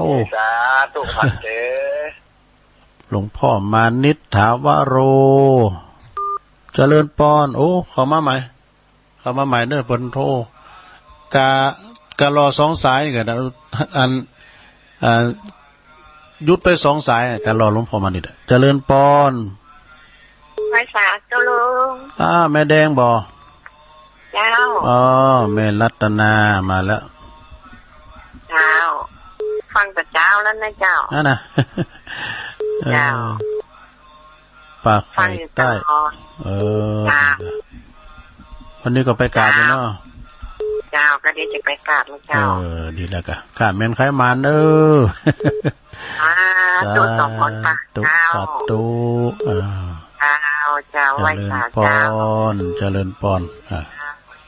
แต่เจ้าก็ขอบคุณน้องบิวด้วยน้องบิวเพิ่นโทรมาก่อนเข้ารายการเนาะเจริญปอนนมัสการเจ้ามาแล้วหลังกัดแม่สาวแม่จันโสมอบตอสมแต่ว่านี่มีคนไปวัดเท่าใดก็มานี่มีคุณมั่มเจ้า32คุณชิ้นแล้วนี่มี35คุณมาฟังธรรมมีเก่าคุณพอดีเอาเนนไปฟังตัวทั้ง7 ตุนมันแรงไม่มันคนไปเนี่ยการเนาะนั่นน่ะแล้วก็คุณมานอนวัดนี่มี8 คุณโอ้ดีอยู่ปะโลงก็มานอนปะโลงบ้านตอนที่วัดแม่สาวนี่วันได้นอนมี 2-3 คนเลิกเป็นก็เลยมานอนหลายปีแล้ว2-3 ปีละแต่คนไปวัดเมื่อเช้านี่ก็นัก5-6-7 10 โอ้หลายแล้วอันนี้เปิ้นก็แรงก็นักอยู่40 คนดูทำวัดเย็นลวดเลยบ้านเลยว่าก็เอาตู้เจ้าไทยมาเตะทำน่ะหมูหินน่ะกะ ตัวเจ้าไทยก็นั่นเข่ามันสอบแล้วหมอเจ็ดพ่อยดีตัวเจ้าไทยนะก็จะเก่งไปตอนเนาะเดี๋ยวนี้ก็นำโสดนะเหรอตอนได้ก็เก่งก็นำโสดนะเดี๋ยวนี้เจ้ากำลังใจนะเจ้านมัสการเจ้าอนุรักษ์อ่อนไทยเจริญปอนเนอแม่จันสมหลังกาดแม่สาวเข้ามาแถมเจริญปอนมาตรการครับผมอ้าวหลวงพี่นิพนธ์จากวัดพระธาตุดอยสะเก็ดโคราชบ้านเรามาแล้วไม่ใช่ครับอาจารย์วัดพระธาตุดอยสะเก็ดจังหวัดเชียงใหม่นะโยมครับผมบ้านเดิมเนี่ยอยู่โคราชเนาะเดี๋ยวเรียกว่าดอยสะเก็ดของเชียงนครราชสีมาไม่มีนะครับไม่มีนะครับที่เชียงใหม่เอามีกรอนมาฝากวันนี้เขามีส่วนเลวบ้างช่างหัวเขาจงเลือกเอาส่วนดีเขาไม่อยู่เป็นประโยชน์โลกบ้างยังน่าดูอย่าไปรู้ชั่วที่เขาของเราเลยจะเอาคนที่ดีโดยส่วนเดียวอย่ามัวเที่ยวแสวงหาสหายเหมือนเที่ยวหาหนวดเต่าตายเปล่าเลยฝึกให้เคยมองแต่ดีที่คุณจริงโทษผู้อื่นเลยเห็นเช่นภูเขาโทษของเราเลยไม่เห็นเท่าเส้นขนโทษคนอื่นเหม็นเบื่อเหลือจะทนโทษของตนถึงจะเหม็นไม่เป็นไรวันนี้ก็ขอแค่นี้นะครับผมทุกญาติโยมทุกคนที่เป็นสาธรรมิกของรายการของท่านพระอาจารย์นะครับผมขอพระอาจารย์และก็เจริญพรญาติโยมเลยครับขอบคุณเด้อขอบคุณอาจารย์นิพนธ์นะครับเด้อสาธุหลวงพี่นิพนธ์จากวัดพระธาตุดอยสะเก็ดเชียงใหม่เด้ออันนี้นะแล้วก็ไวยสาบารมีธรรมอาจารย์สมเพชรด้วยเด้อตัวพี่สมเพชรวัดบ่อทองเนาะป่าไผ่บ่อทองเจริญปอนมาสการเจ้ายายพรมาแล้วยายพรวงโต๊ะครับโต๊ะไหมร้องโวดแดงฮะแดงโต๊ะขนาดโต๊ะทำล่ะดีกันมันโต๊ะทางเฮาโต๊ะทางเปิ้นก็ยังดีอยู่มันเย็นดีเนาะโต๊ะมัน10 โมงอ่ะดูแล้วเจ้าเนี่ยมันเปิงนะฝนตกกลางภาษาเนี่ยมันเปิงมันเปิงดีมันตกสบายหน่อยนะมันโอ้ยฟังปฏิทินเนอร์ยายพรเนอร์ละดีละขอบคุณสาธุลงโอนเขากอดดักวิทนี่ลงโอนเขาเนี่ยเจริญปอนไหวสาเจ้าตุลุมาแล้วแม่พญาเฮาแม่จันเรือนใสแม่สายพี่นโมนเนาะนักกบฏนักปราชญ์เพิ่นก็เก่งใจที่เพิ่นจะโทรหาความจริงก็โมนไปที่กันเนาะถ้ากะเอาเติมไหนมันกล่อมมันก็ดีแล้วแม่จันเนาะเจ้าโมนดีจะไหลออกมาโลไอ้เด็กที่มันจังซอดูมันเป็นนิกรรมเก่าดะใหม่หน้าใหม่มาที่ก็อันนี้นับถือเต้เลยนักปราชญ์แท้กะชัดเจนนี่เนอะตุลุดีแล้วขอบคุณแม่จันเนอะโตสาธุเจ้านี่กังวลกันนะไล่ไปให้แม่จันไล่ไปให้แม่เดินเพลินไม่ได้ออกได้ก้านำลายบูดได้ไงเป็นว่าออกจะดีวะเจริญปอนจ้านมัสการจ้าโยมพิสมัยมาแล้วตุลุงจับมาอันเปิ้นตุลุงเตนอันอาจารย์สาธิตเปิ้นนั้นเปิ้นไปทุนละเนาะทำเปิ้นมีอันนี่กะเปิ้นมีการเนี่ยนะเปิ้นได้เข้าวันที่12 กันยาตุลุงก็จะไปอยู่ค่ะธรรมสัญจรแน่นอนกะไปป้าเป็นนั้นข้ามมูลบ่เนาะแม่นจะไปนอนเปิ้นบ่เนาะไปนอนตัวอาจารย์ข้ามมูลน่ะพี่นั้นมันน่าตะวุฒิไปล่วงหน้ากะบ่ฮู้หอมแน่เด้อแล้วแต่คำสั่ง ก็คงต้องไปล่วงหน้าแล้วแต่คำสั่งของอาจารย์พระครูเปิ้นกะ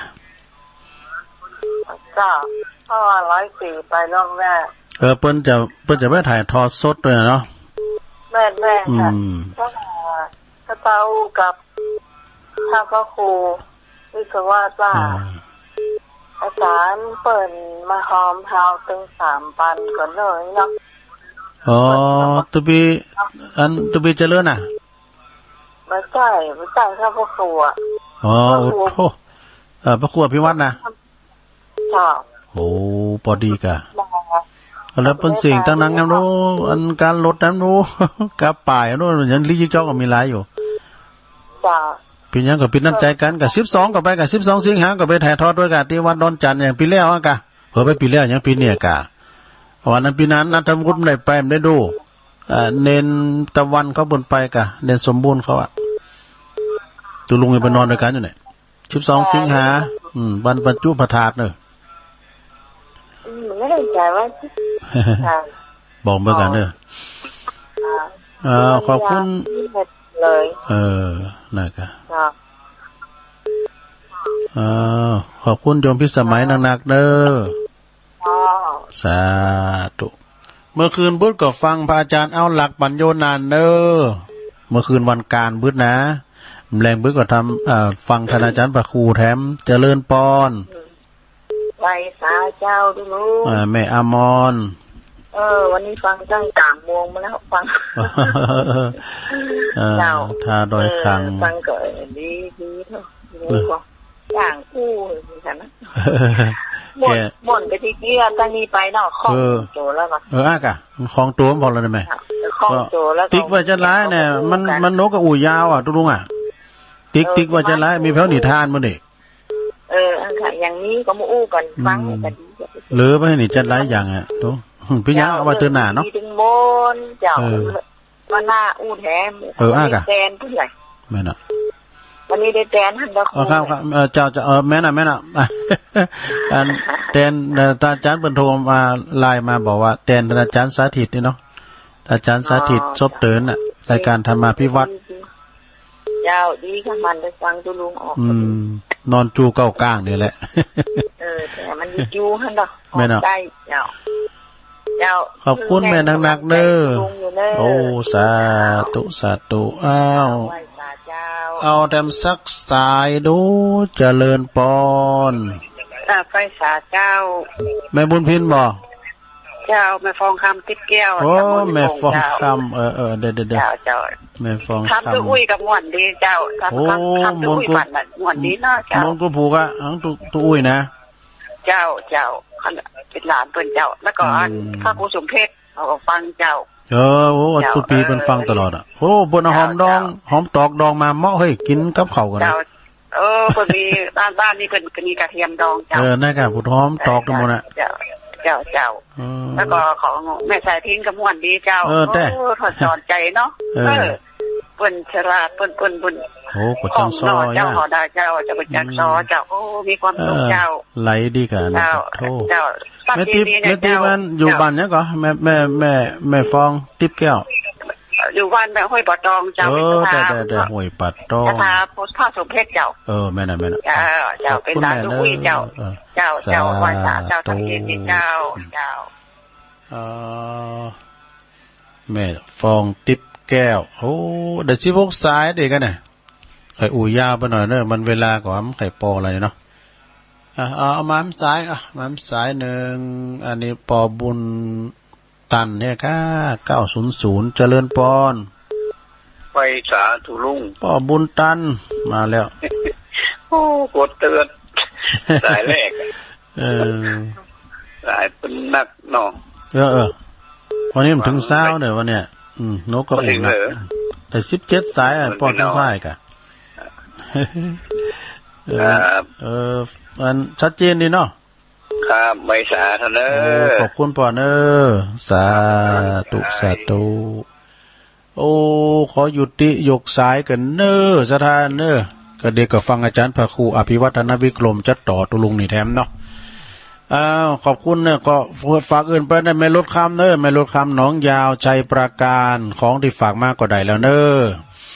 ทวนสายก่อนสายที่หนึ่งปอหน่อยบุญปันเสาหินเมืองฝางเนอะปอหน่อยก็ฟังจับพอดีสายที่สองปอบุญมีเมืองกลางสายที่สามก็แม่จันสีแจงหัวรินฝางสายที่สี่ก็แม่สมผัดแม่ย่อยสันทรายสายที่ห้าก็แม่จรูนปกปิงเมืองสายที่หกก็แม่สายพินท่งซ่านเมืองปานลำปางเปินมาจ่อยพระโมนสายที่เจ็ดก็แม่สุพรรณมงคลพันเนอร์น้องไส้บันทีเนอร์แม่ก็ฟังถึงว่านเนาะสายที่แปดหลวงพ่อมณิษฐาวโรสสำนักสงฆ์หอมบุญขอบคุณตะว่าเนอหลวงพ่อเนอหลวงพ่อมานิษก็แล้วก็สายที่เก้าแม่รัตนาแม่แดงป่าคอยไต่เนอสายที่สิบก็แม่จันสมหลังกาดแม่สาวสายที่11ตุพี่นิพนธ์วัดพระธาตุดอยสะเก็ดเชียงใหม่เปิดเอาก่อนมาฝากโดยสายที่12ยายพรร้องวัวแดงสันกำแพงเชียงใหม่ฝนตกคืนหุ่ง สายที่13แม่จันเลื่อนสายเวียงตาการเนอ